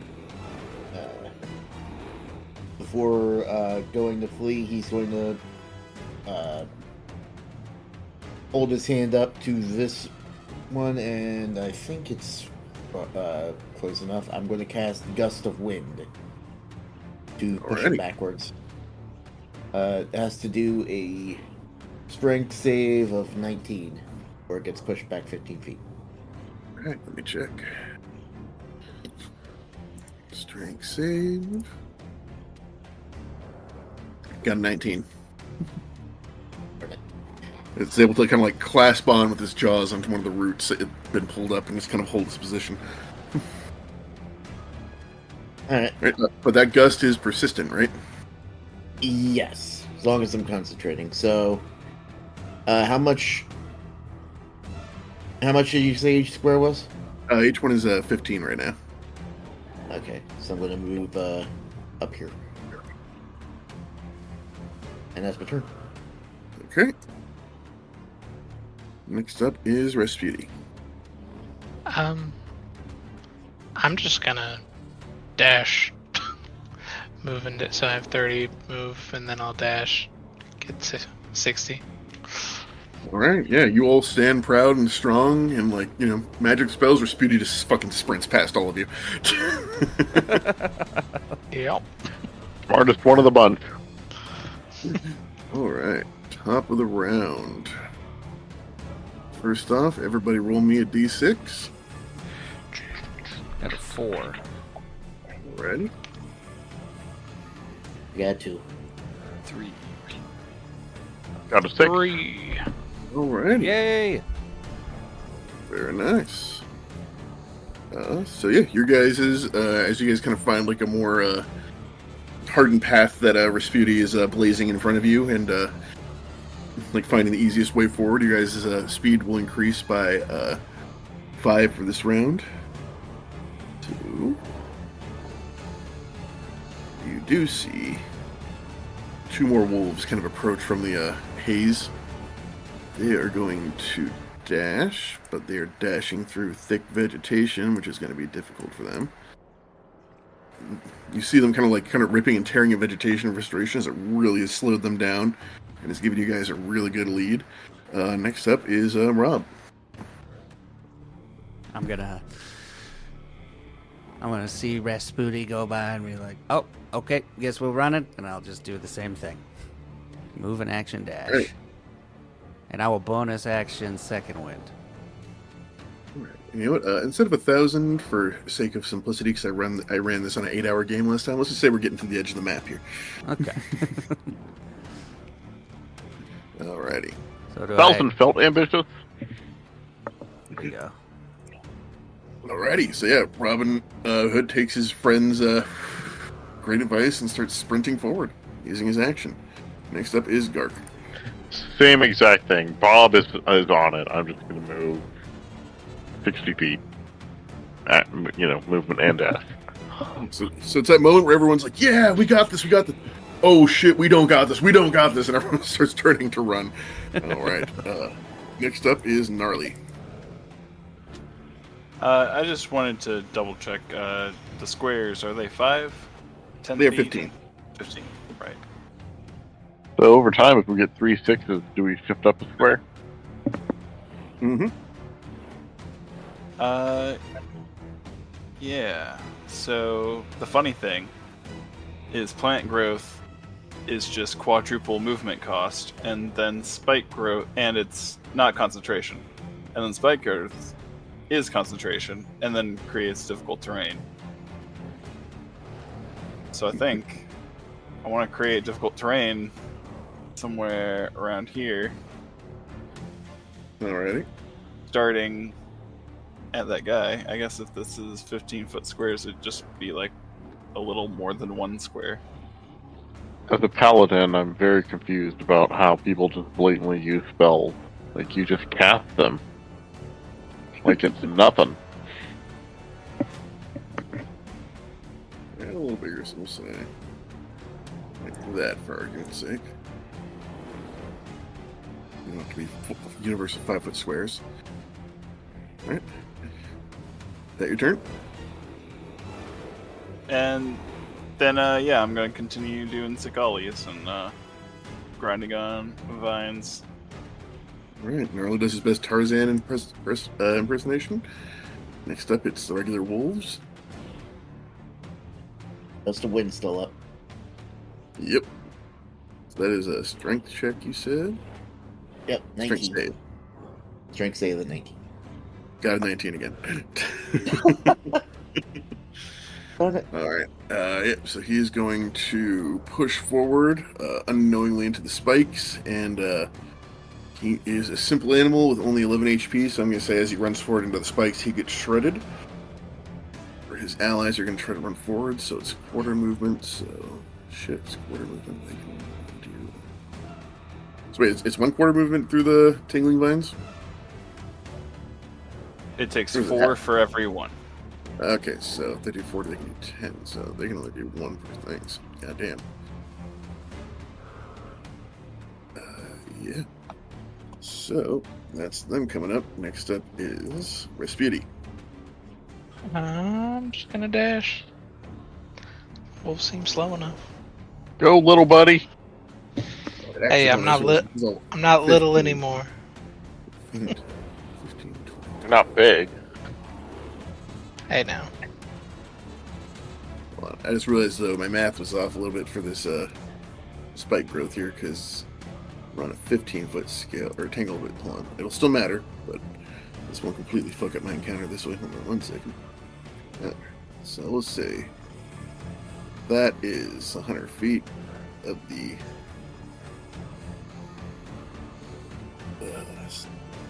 plant growth, and that is the 15 feet / 20 feet of the spike growth.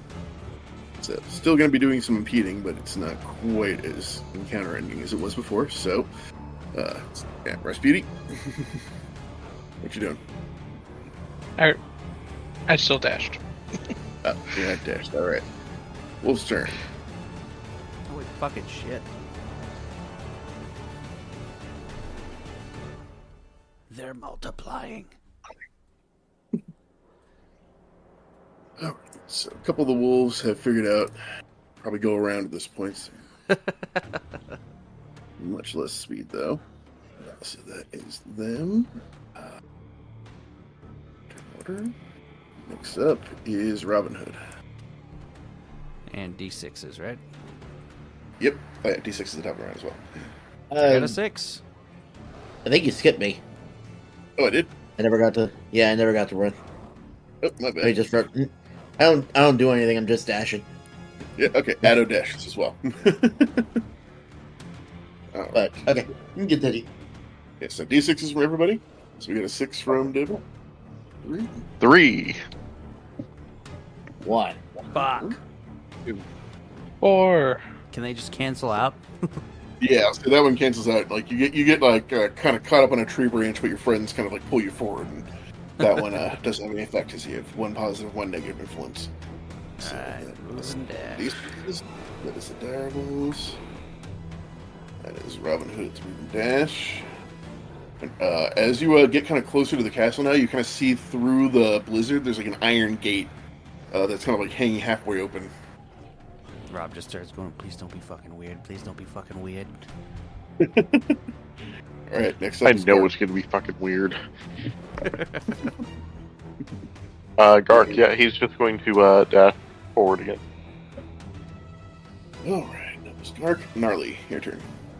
Good thing you have that square, the 100-foot square, because guess what's not concentration? Plant growth. I'm gonna cast it again while doing a sick ollie, All right. and gonna put it somewhere. Does Gnarly know any actual tricks, or can he only ollie? Don't call him out.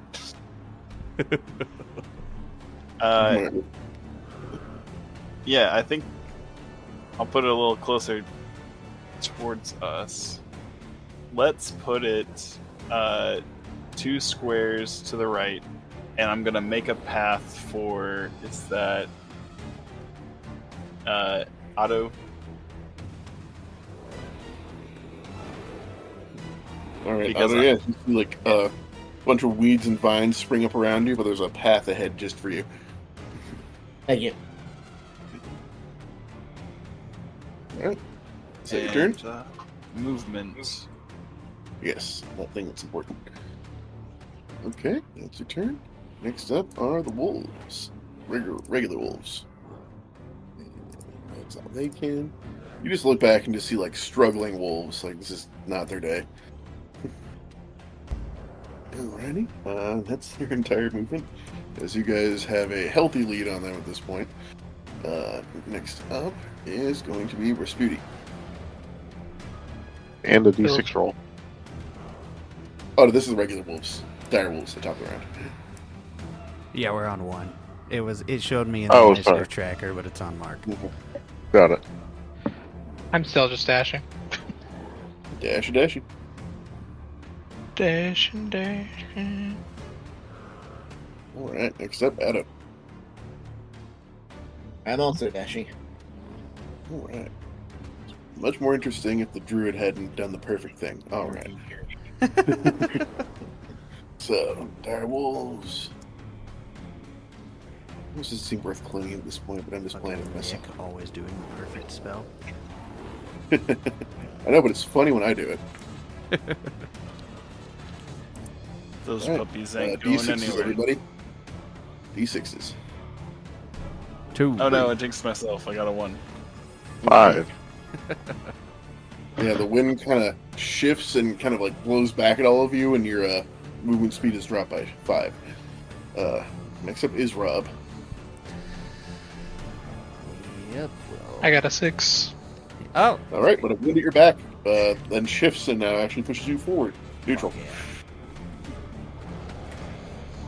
Move and dash, and I'm at the edge. All right, yeah, you find yourself at the edge of an iron gate. You see that there is like a sturdy metal latch on it, and you kind of stand at it and start like gesturing with your friends to hurry the fuck up. All right, next up is Gark. I'm gonna hurry the fuck up. 5, 10, 15.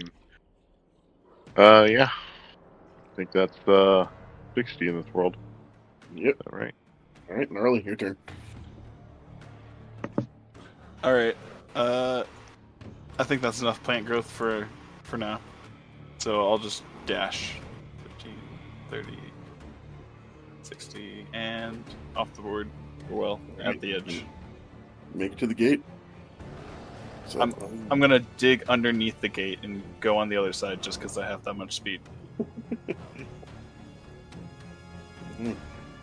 See the wolves like desperately trying to like catch up to you as they see you're like way too close to the gate now.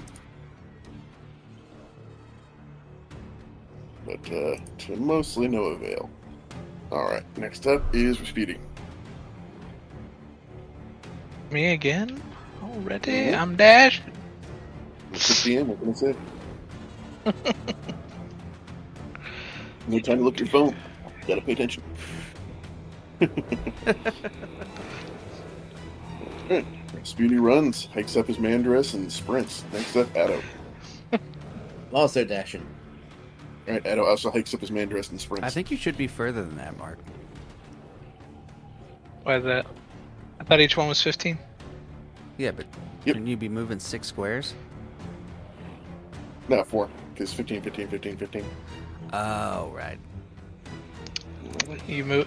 I was surprised when you moved quite a long ways. Yeah, no, I was wondering why I was ahead of people. That makes sense. I was like, oh, I'm sure he's, maybe he did something. I was thinking about cast and fly, but,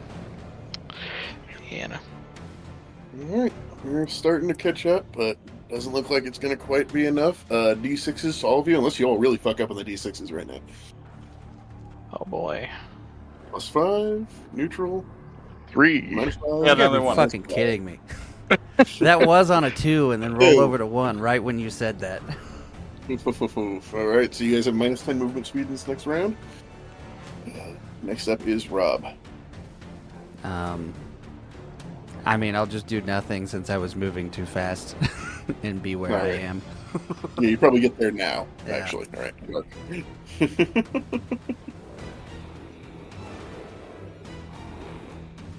So I can move a total of 50 with the reduced movement speed. Yep. So however that plays out on the map, is that 3 squares, 4 squares? Yep. Yep, to which one? Alright, yeah. You're almost there. Alright. Was it 3 or 4, Nick? Be 3. That works, thank you. Alright, Gnarly. Your turn.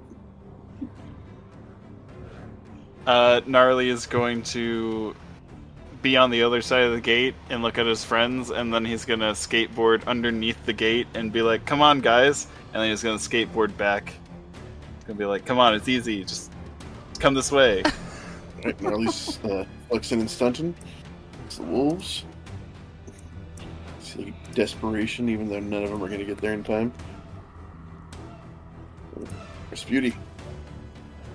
I am gonna get to the end. Alright, Rasputin crosses the finish line. Addo. I'm gonna dash 15 feet. Oh yeah, I got.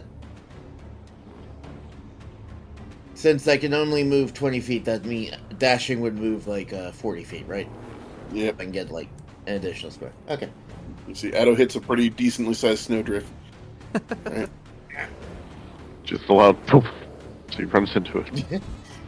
I will say, even though the closest wolf ain't gonna get there by the next round, so you guys are all able to run through the gate and slam it closed behind you, and like not like a narratively like cool amount of like the gate closes and the wolves start slamming on it a second later. It's like the gate closes and like 45 seconds later, then the wolves slam into it. It's just a lot less dramatic than it would have been otherwise. But yeah, guys, find yourself on the other side of the gate with the wolves snarling behind you, and a massive snow-covered courtyard. Fountains have kind of frozen over in midstream. Statues stand silent sentry, covered in layers of snow that doesn't look like they've been removed for quite a while. And above all that, kind of looming out of the snowy darkness, is a large medieval Gothic castle.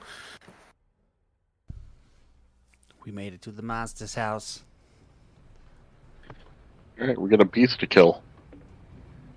All right, everybody, it's on site. Let's go. Alright, guys, start trudging through the deep snow. Come to a stone bridge that spans a very deep chasm. On the other side of it are two very large wood enamel doors with brass handles set into the sides.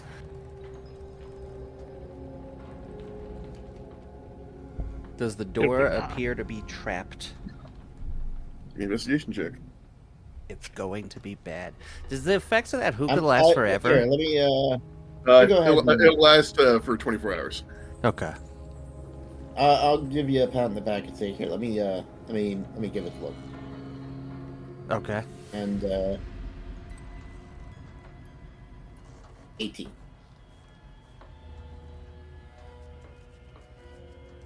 Alrighty.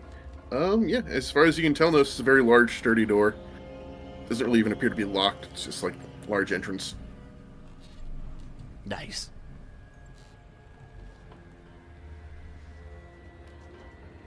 Did somebody get bit by that dog? Does somebody need healing? I've got some good berries here. I did, but I already used my second wind. Gotcha. All right, let's see what we got. I'll crack the door open. Okay. The door opens with a long, ominous creak as it kind of moves stiffly on kind of old rusted hinges. And you see the weak light through the snowstorm kind of illuminates a large grand foyer. Much of it is covered in dust. You see like the walls are lined with suits of armor. Two large statues flank an entranceway deeper in, and a large staircase kind of splits off to either side and curls up to the upper levels.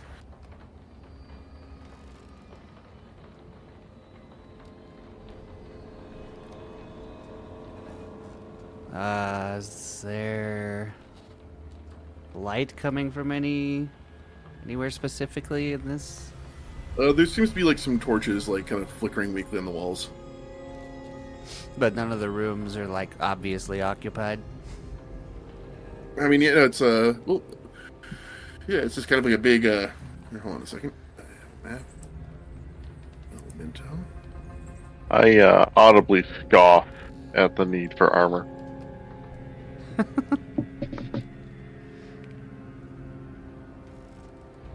Oh, you know what? That's a good point. I maybe cast Spark Skin for walking in here.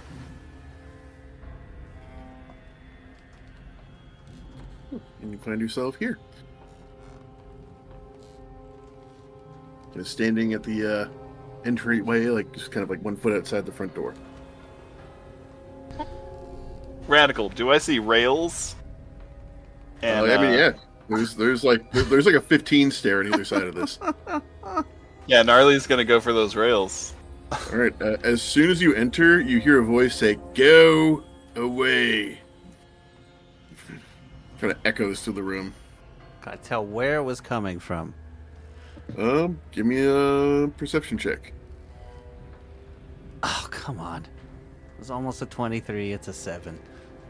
It's hard to tell. Like it kind of like echoed around the whole room, so it like kind of. Oop, shit. Wrong thing.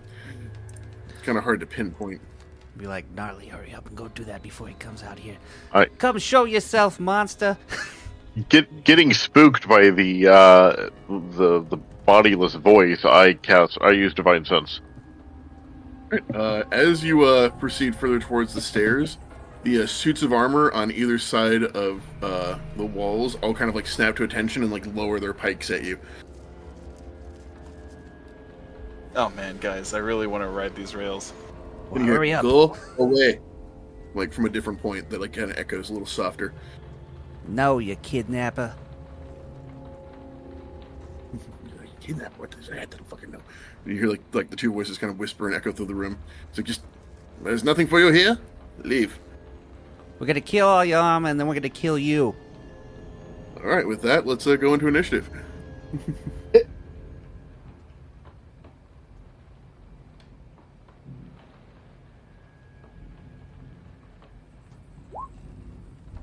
$22. All right, hold on to those real quick. Only rolling good on initiative tonight. Well, and my attack rolls. Rolling hot tonight, Gark. I was not expecting him to say that. Wait, what?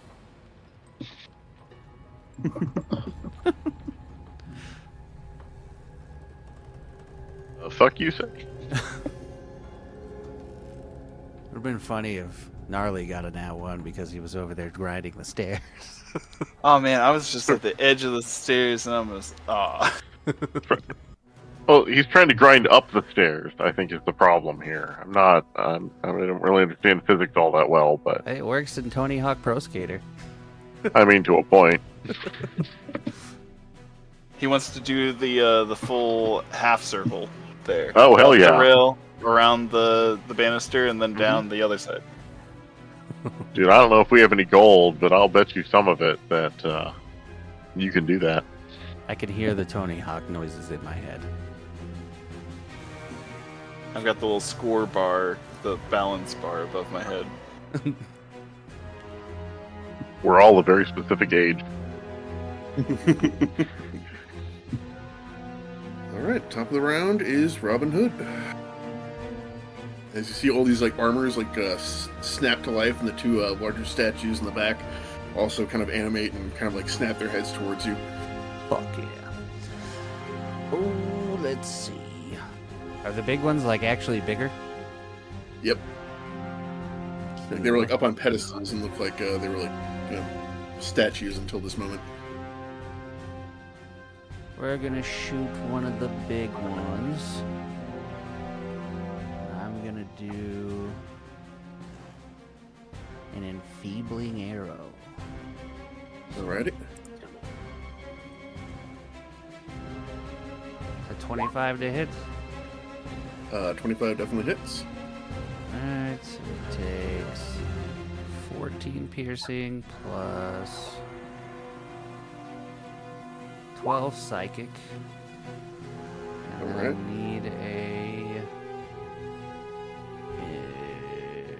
con save. Second. Got a 19. Fuck. Alright, nothing happens. I'll shoot him again though. Ready, go for it. 30 to hit 30 definitely hits. and 14 piercing. Alright. And that's magical 14? Yes. Alrighty, good to know. Alright, and then can I say that I gave the enlarge mushrooms to Gark and Gnarly after I said that this would make you huge? Yes. Okay, cool. Don't think I have. Yep, we're good. We're done. Alright. First up's going to be the animated armor. To snap to attention, we got 5, oops, 10, 15, 20. And it's going to lance out with its, well, pike, not a lance, but at Aldo here.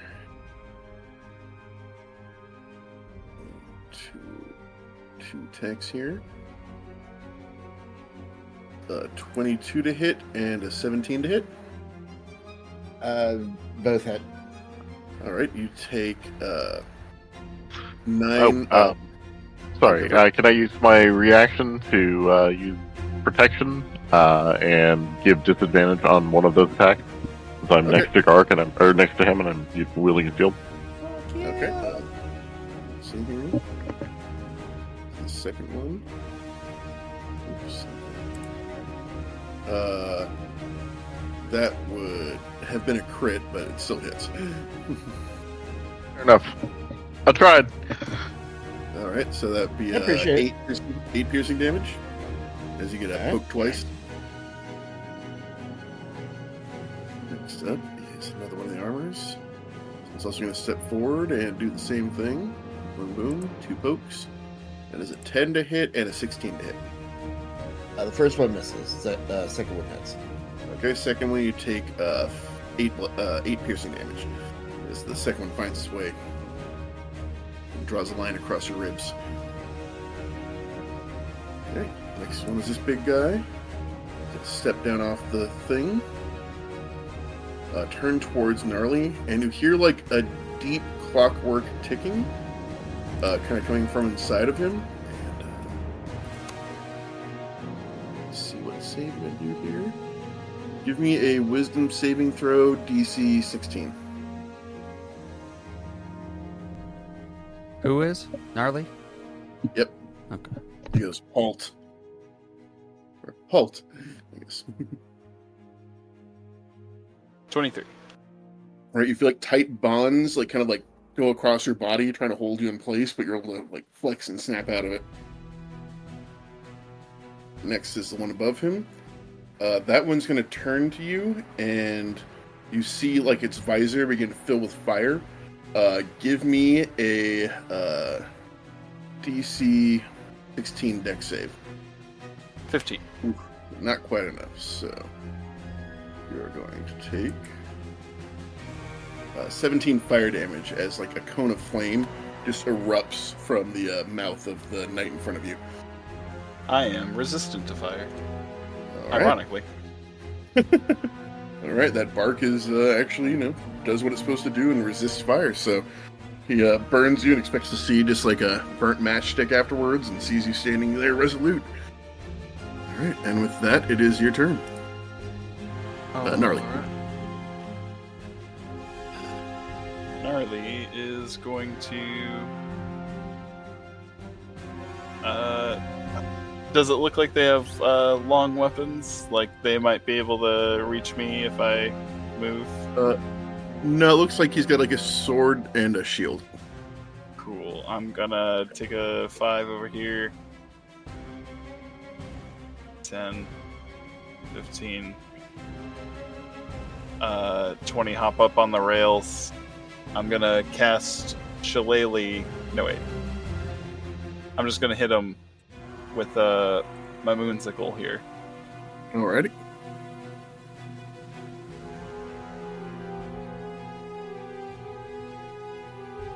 Or not. 12. Well, to hit, yeah, your moonsicle like hits him in the chest and just like pings off the armor. Well, that's fine. I'm gonna use bonus action Entangling Vines. There's no save. He's just entangled. Speed is reduced to 0. And I'm going to Alright. move him 10 feet backwards away from me. Alright, you put him back up on his pedestal. Oh, I meant, Oh, that way? I wish there was a better way to... Yeah, that's the way. There is a ping 15. button, by the way. Is there? Oh yeah, hold down, like click. Quick and hold down. Ah, I see. Alright, I'm gonna get this fucking grind in during this battle. Alright, Gnarly starts stunting on their asses. Is that your turn? That is it for Gnarly. Okay, next up is back to the armor. Little guys are going to close in here. 5, 10, 15, 20 up to Robin Hood and take 2 pokes. At That's a 9 to hit. disadvantage. So it's a 7 to hit, which misses, and a 16 to hit. That does hit, I think. Hang on. Right. Yes. Take 7 piercing damage as the armors are starting to kind of like close in on you. Make a Right. very effective little pike wall. Okay, that is his turn. Next up is this guy who doesn't even have to move to stab at Robin. That is 10 to hit and 2 crits. Jesus. So that is 13 piercing damage, as like he just finds the fucking sweet spot, even though you're not where you're supposed to be. Damn. Okay, damn, these are animate armors too. You fight this in Strahd, like level 1. Alright, you do good. It's 5, 10, 15, 20, 25, 30 to there. And he's going to take a poke at... He looks at the heavily chitined and armored Gark, and he looks at the old man wearing a robe and makes a decision. And take 2 pokes at Rasputin. Does a 7 to hit and a 16. 16 hits. Alright, you take 8 piercing damage as the pike pierces his way and just removes the nipple temporarily. You pick it back up and put it on. Rasputin, your turn. Ugh. Alright. Let's get some Eldritch Blast going. Just do the one that tried to poke at me. Alright, look back.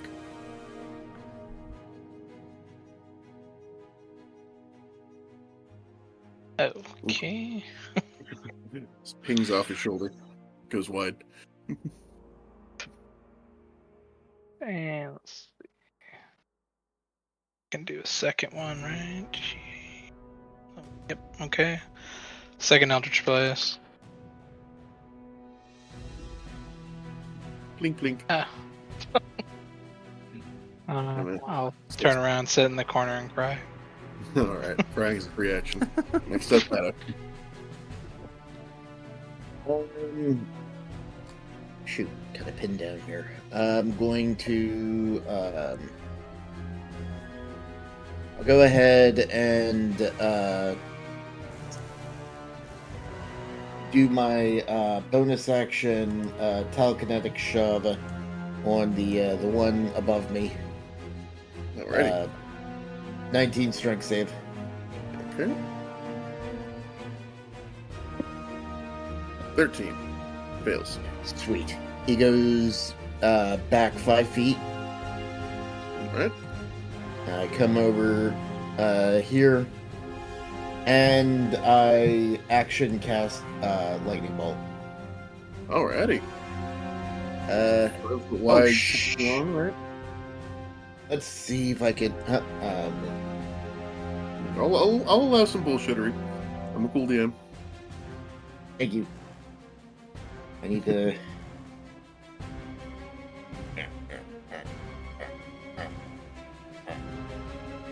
Okay, I can get. Guy's back. I can get. Yeah, those 3 right there. Alrighty, the one in front of you and the 2 behind him. Yeah. Alright. So that is dex saves, correct? Dex save of 19. Yeah. So it's this guy, and this guy, right? This guy, this guy, and this guy. Alrighty. First dex save is an 8 for the first guy in front of you. The guy behind him is a 16, and the guy behind him. Wait, that's gonna work.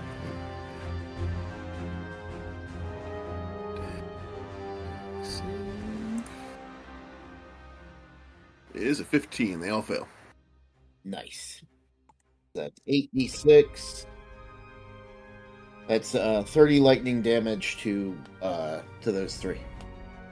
Alright, the 2 in front of you get blasted into the little component pieces. They scatter across the floor. Nice. And the last guy gets a big old smoking crater in his chest, even though he's still up. But through the hole, you see, like, movement in there. What the fuck? Like clockwork or like mammals? Like mammals?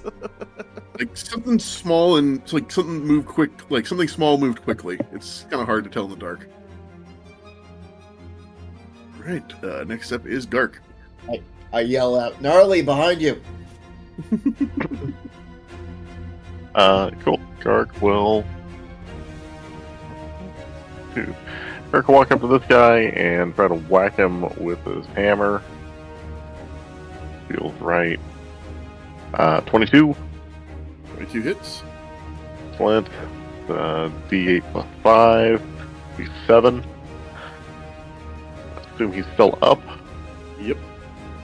Extra attack. 23. Also hits. D8 plus 5. Another 7. Yep. Still up. Clanging into him twice. Put some good dents in him. Fair enough. I'll move just that much further.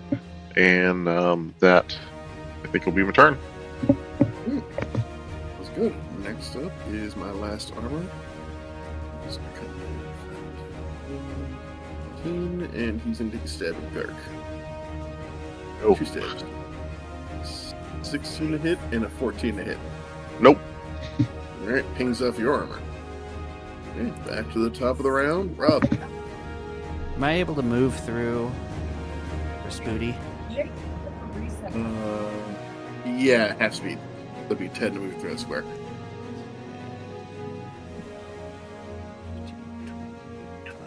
Okay. We're gonna go right here then.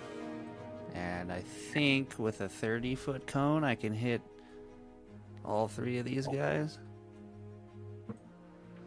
Ready? And I'm gonna cast this Bewitching Guile from Humblewood. Not a very high save, but I need a wisdom save from all 3 of them. Ready? First guy in front of you. That's a 4. Nice. Second guy is a 15. He passes. Third guy is a 10. So the 2 that So- failed are frightened. While frightened, they must take the dash action to move away from me by the safest available route on each of its turn, unless there is nowhere to move. If it ends its turn in a location where it doesn't have line of sight on me, it can make another save. Oh, and I'm frightened. Let me check one thing real quick. I will kill you. Constructs, I mean, they're immune to the frightened condition. God damn it. Alright, then I'll As you action try to scare surge. this thing, you realize there's just nothing to scare. Piece of shit. Alright, I'll action surge. Let's see.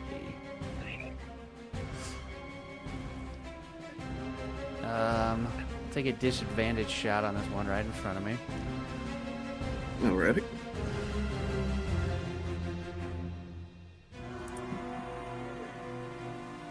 I rolled 25 twice. That'll hit. Jesus. He's gonna take 7 damage plus 11 psychic for 18 total, and then I need a DC You actually 12. don't need anything as you point blank shoot this one in the head, and the helmet flies back into the wall and gets pinned by your arrow. Oh, fuck yeah. It drops into his... Second shot, I'll take it this guy then. Alrighty. Not a disadvantage. Does a 19 hit? 19, yep, 19 hits. Okay, 7 piercing. We'll do this to him. 6 psychic. Is he still up?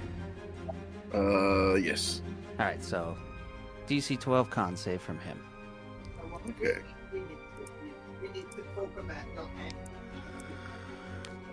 That is a 13 con save.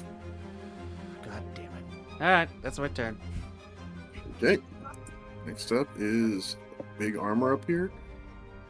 It is going to start ticking again, and this time it points at his friend behind him, and you see the large armor just start to like move really quickly and accelerate. Then it is that armor's turn. So it's going to go 10, 15, 20, 25, 30, 35, 40. It is going to, first off, or actually, sorry, before it gets there, it's going to, you see a fire in its helmet appear again. And it's going to be 3 attacks here. So, first one is on Gark, that is a 21 to hit. Next one is That on hits. Rob, that is a 23 to hit. And the last one is on Rasputi, which is a crit. Was that a disadvantage on me? Oh, let me roll again for you. Still a 14, or still a 21. Okay, yep. Okay, so I will Silvery Barb that crit okay, and give advantage to. that knocks who's it next? down to a 13 to hit Rasputi. 13 is not enough.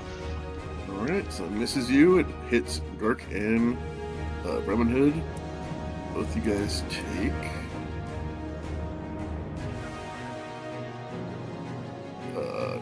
21 fire damage as 3 rays of fire arc out of his visor towards you. And then you see him vibrate and accelerate a little bit, and he's going to take a sword attack at Gark as well. Cool. Was that fire damage from a spell? Yes. Then the two of us are resistant to fire damage for being, well, me and within 10 feet of me, so only 10? Nice. Cool. Good shit. Alright, sword attack. Yes.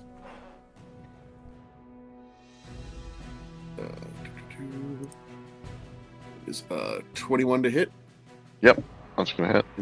and you take 11 slashing from his sword. Ow. That is his turn. Next up is Gnarly,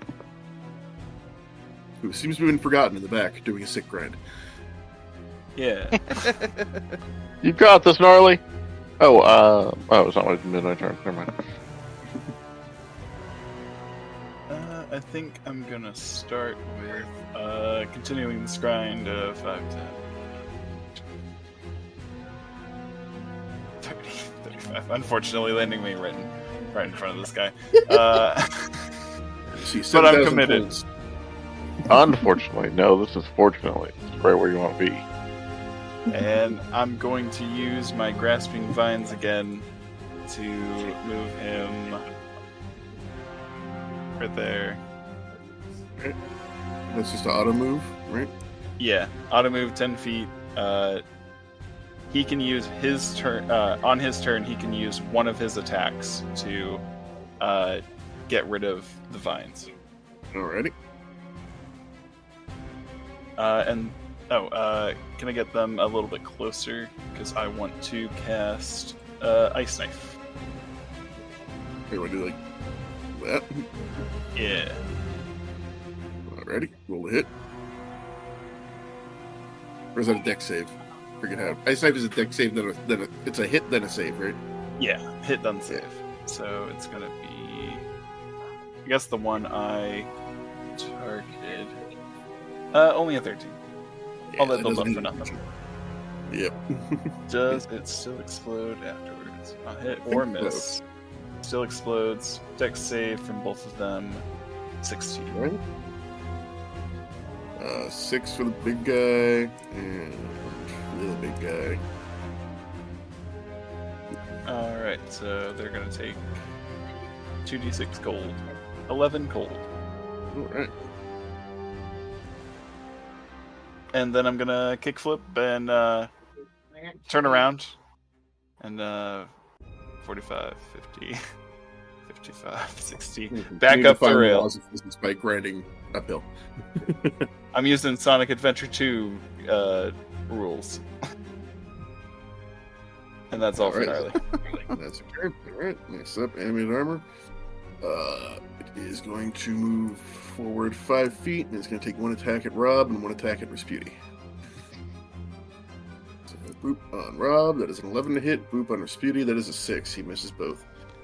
Next up, his buddy behind him. Going to come in and try to do the same thing. 5, 10, 15. 1 at Rasputi, 1 at Rob. Wait. 2 of those are... Oh, wait, never mind. They were immune. My bad. Yep. Alright, crit on Rob, but I rolled like shit, so you get 8 piercing damage, and is a 20 to hit Rasputi for 9 piercing. Did more than the crit. So that was that one. Next up is Rasputi. Okay, let's try Eldritch Blast again. See if we can get some damage in here. Yeah, there we go. 21. That'll hit. Which one? We'll just do the one right in front of me. Alrighty. What do we get for damage? 19. Alright. You get him right in the chest, point blank range. This big dent in his breastplate. Alright, and let's hit him again.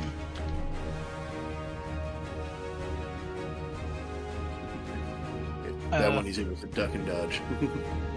Okay. It's on top of me.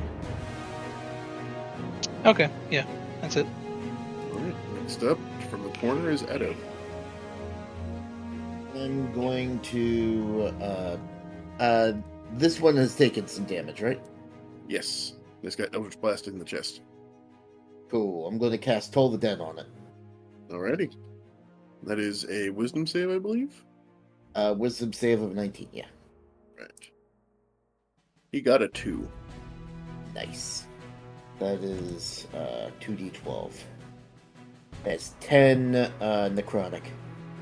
Alright, starts vibrating with the sound of the death bell, and few pieces shake off, but he's barely standing.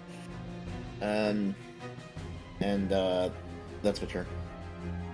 Alright, next up, Gart. How much stuff is the big guy in front of me? Is he looking like half or bloodied or? Oh yeah, I mean it's like shattering and shaking. Like there's a big old hole in his chest. He's hurt.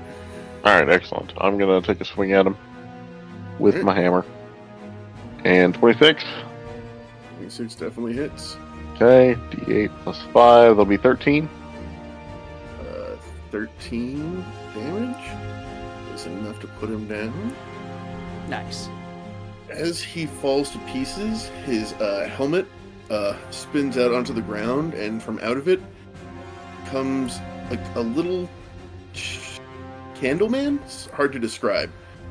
He kind of looks up, but all he goes, "Mon Dieu!" And he's going to use his reaction to scamper, and he scampers 30 feet, up to 30 feet, and he's going to scamper into this armor over here as he jumps in the face visor and slams it closed behind him. Seeing that, I'm gonna move 5. I'm gonna walk over to this guy and take extra attack and whack him. Right, roll it. And crit. So What for is fun, I'm sorry. Okay, that's Do still a it. hit. Do it. Yeah, for fun, I'll use a pack spell slot and add a divine smite to this.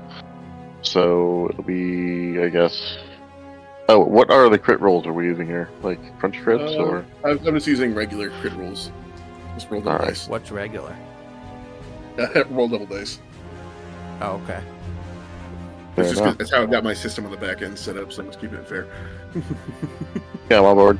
I don't like. I asked about a divine sense when we walked in the room, but I didn't hear anything about it. Is the thing fiend or undead? Nope. Very good.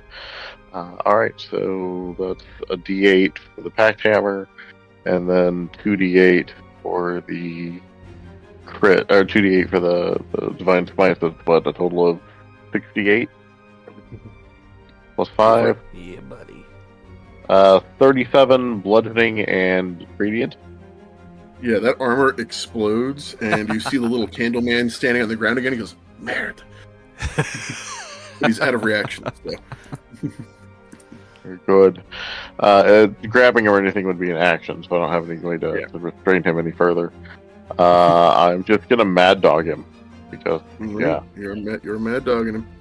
All right, that's my turn. Alright. That's dark. I think it is top of the round. Rob. Alright. Take some shots at the big guy. It's still up? Yep. Okay. 24. 24 hits. 14 piercing. Alright, yeah. You pierce through a critical part of it. It falls to pieces. Oh. Right, then I'll move this And, 28 over to this one. And out of the hole in its chest falls out this like little clockwork gremlin looking thing. He goes, shit. I knew it was gonna be fucking weird. And 28 to hit this one. That hits. 12 It's gonna use piercing the standard damage. also, but actually can't reach. So 12 piercing damage. Alright. Alright. Yep, that's my turn. Okay. Wait, are potions bonus actions? Yes. Okay, then I will bonus action drink my greater potion of healing. Alrighty. Sounds good. Next up is the little candle man. It's going to look up at Gark here. And what are his options? Oh yeah, he sees Rob behind him. He's gonna put his 2 candles together in front of him, just like blow out. And I need you and Rob to give me deck saves. We're within 10 feet, so add +5 to it. 27. All right. That's One pass. moment. Roll 26. All right. You take half of this, so you take 9 fire damage. Also a spell. Yep. All right, we take what 4? Yep. Yep. It's like a warm breeze. He looks up and goes, You just fucking fought on me? non. Nasty ass That's little his candle. turn. And Gnarly, it's your turn. Alright. Gnarly's gonna finish his second round on the rails.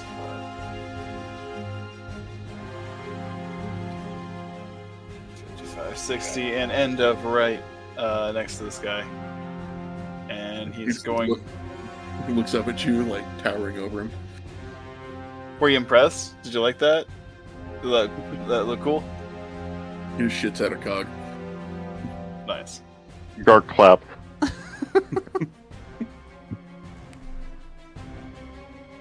I'll go for a shillelagh. That's a bonus action and my action, so it's +7. Roll the hit. Oh boy, that's a nat 1. Yeah, it ain't gonna hit. And that was all my action. Little croc Wait. gremlin kind of scampers to the side and you miss. Can I use my my portent roll to make it a 16? Oh, what'd you get for your portent? I rolled it at the beginning of the thing, so I got a 16 and a 20. Alright, yeah, 16 will definitely hit. Alright, thank you. Wow. So he's gonna take 8 force damage. Alrighty. Gonna slam into him and crack his glass a little bit, a few springs fly out. Radical. Yeah, That's take a all turn. for now. Okay, next up is his turn. Alright, this is enough to hit everybody but Addo. I need everybody to give me a DC 16. God damn it. Wisdom save. Except Addo. 22. Alright, you pass. That's a fail. Mine's cocked. I'm sending you a picture now. Alright, I'll believe you. 26. That's a pass. That's a fail. Don't forget if you're. Mine doesn't have the within 10 modifier in it. Sorry, what'd you get the modifier for? Mark? It's wisdom, right? Yeah. Plus 1, 15. Ooh, 16 was the number we were looking for. So, I also Both failed that. Rasputi. Yep, Rob and Rasputi fail here. You Rob, are did you add +5 to yours? Yeah, that was 15. All right, so you are both under the effect of the slow spell. The effective target speed is halved, takes -2 to AC and Dex saving throws. Cannot use reactions on its turn. You can use an action or a bonus action, not both. Regardless of creature's abilities and magic item, can't make more than one melee range attack this turn. Can't make more than one melee attack this turn, or melee and ranged. One attack, I think. One. Regardless of creature's ability and magic item, we can't make more than one melee or ranged attack during this turn. Okay. All right, that is its turn though. Is like you see Rasputi and Rob slow down as you hear like the ticking from it kind of go slower. Next up is last animated armor. It's going to take 2 stabs at Rob, who has a -2 to AC as he sees him moving slow.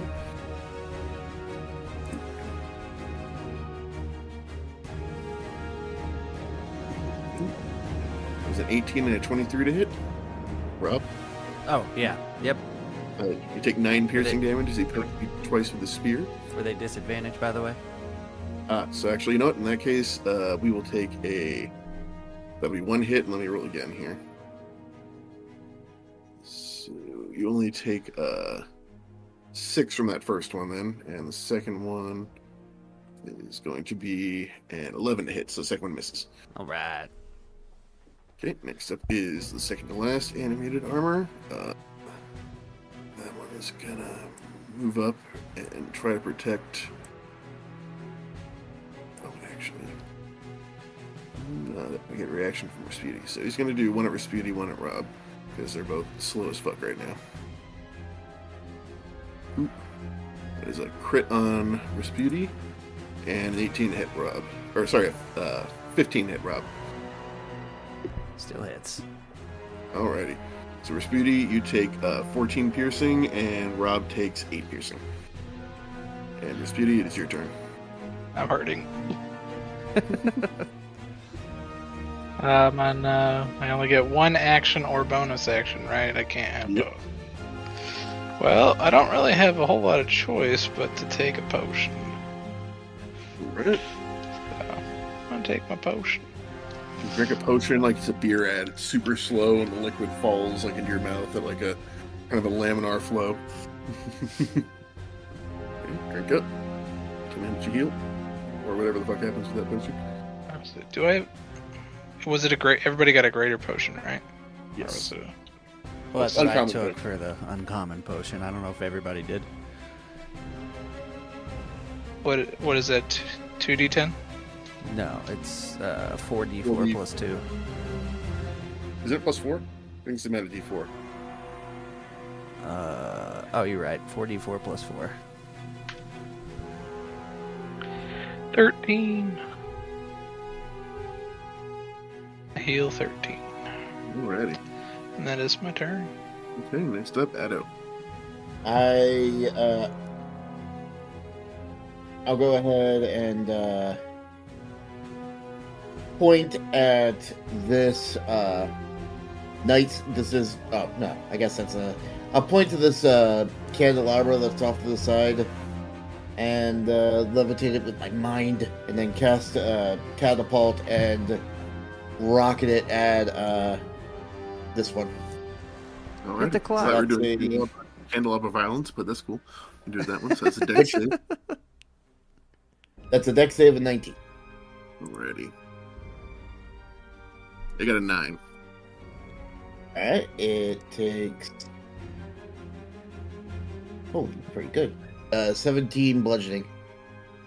Yeah, Rasputi, you just see like a piece of like gilded decor just like rocket from the side and just pierce this armor and slam it back into the wall where it came from. Okay, is that your turn? That's my turn. Alright, next up is Gark. I'm gonna look at this disturbing living candle, and I'm gonna go, "Where's Beast?" And then I'm gonna smack him with my hammer. Alright, For 24. that'll definitely hit. All right. Hopefully we can get an answer out of him real fast. But, you know, D8 plus 5 is going to be about 13. 13, alright. You slam your hammer into it and bring it back, and it's like now all kind of crooked and fucking mashed and fucked up. I will never tell. All right. Extra attack. Oh, sorry. Go for it. No, he was saying more. I was going to wait for him to stop. Oh, he said Vive le Beast, French. Oh, Vive le Beast. All right, so an extra attack. 17? No. 17 yes. 17, yeah. And then that'll be D8 plus 5, so another 8 damage. Yeah, you slam it down again, and there's a sound of crunching metal, and you just see the last little candle snuff out, and just run. That was dead. Object of direction. I pick up its disgusting weird body. You have it. I want to keep it with me so I can throw it at the beast and try to let him on fire with his dead fucking minion. Alrighty. Sounds good. And with that, it is the top of the round at 11 o'clock. So, like I said, this does become a 2-shot pretty frequently, so I do have enough content to run a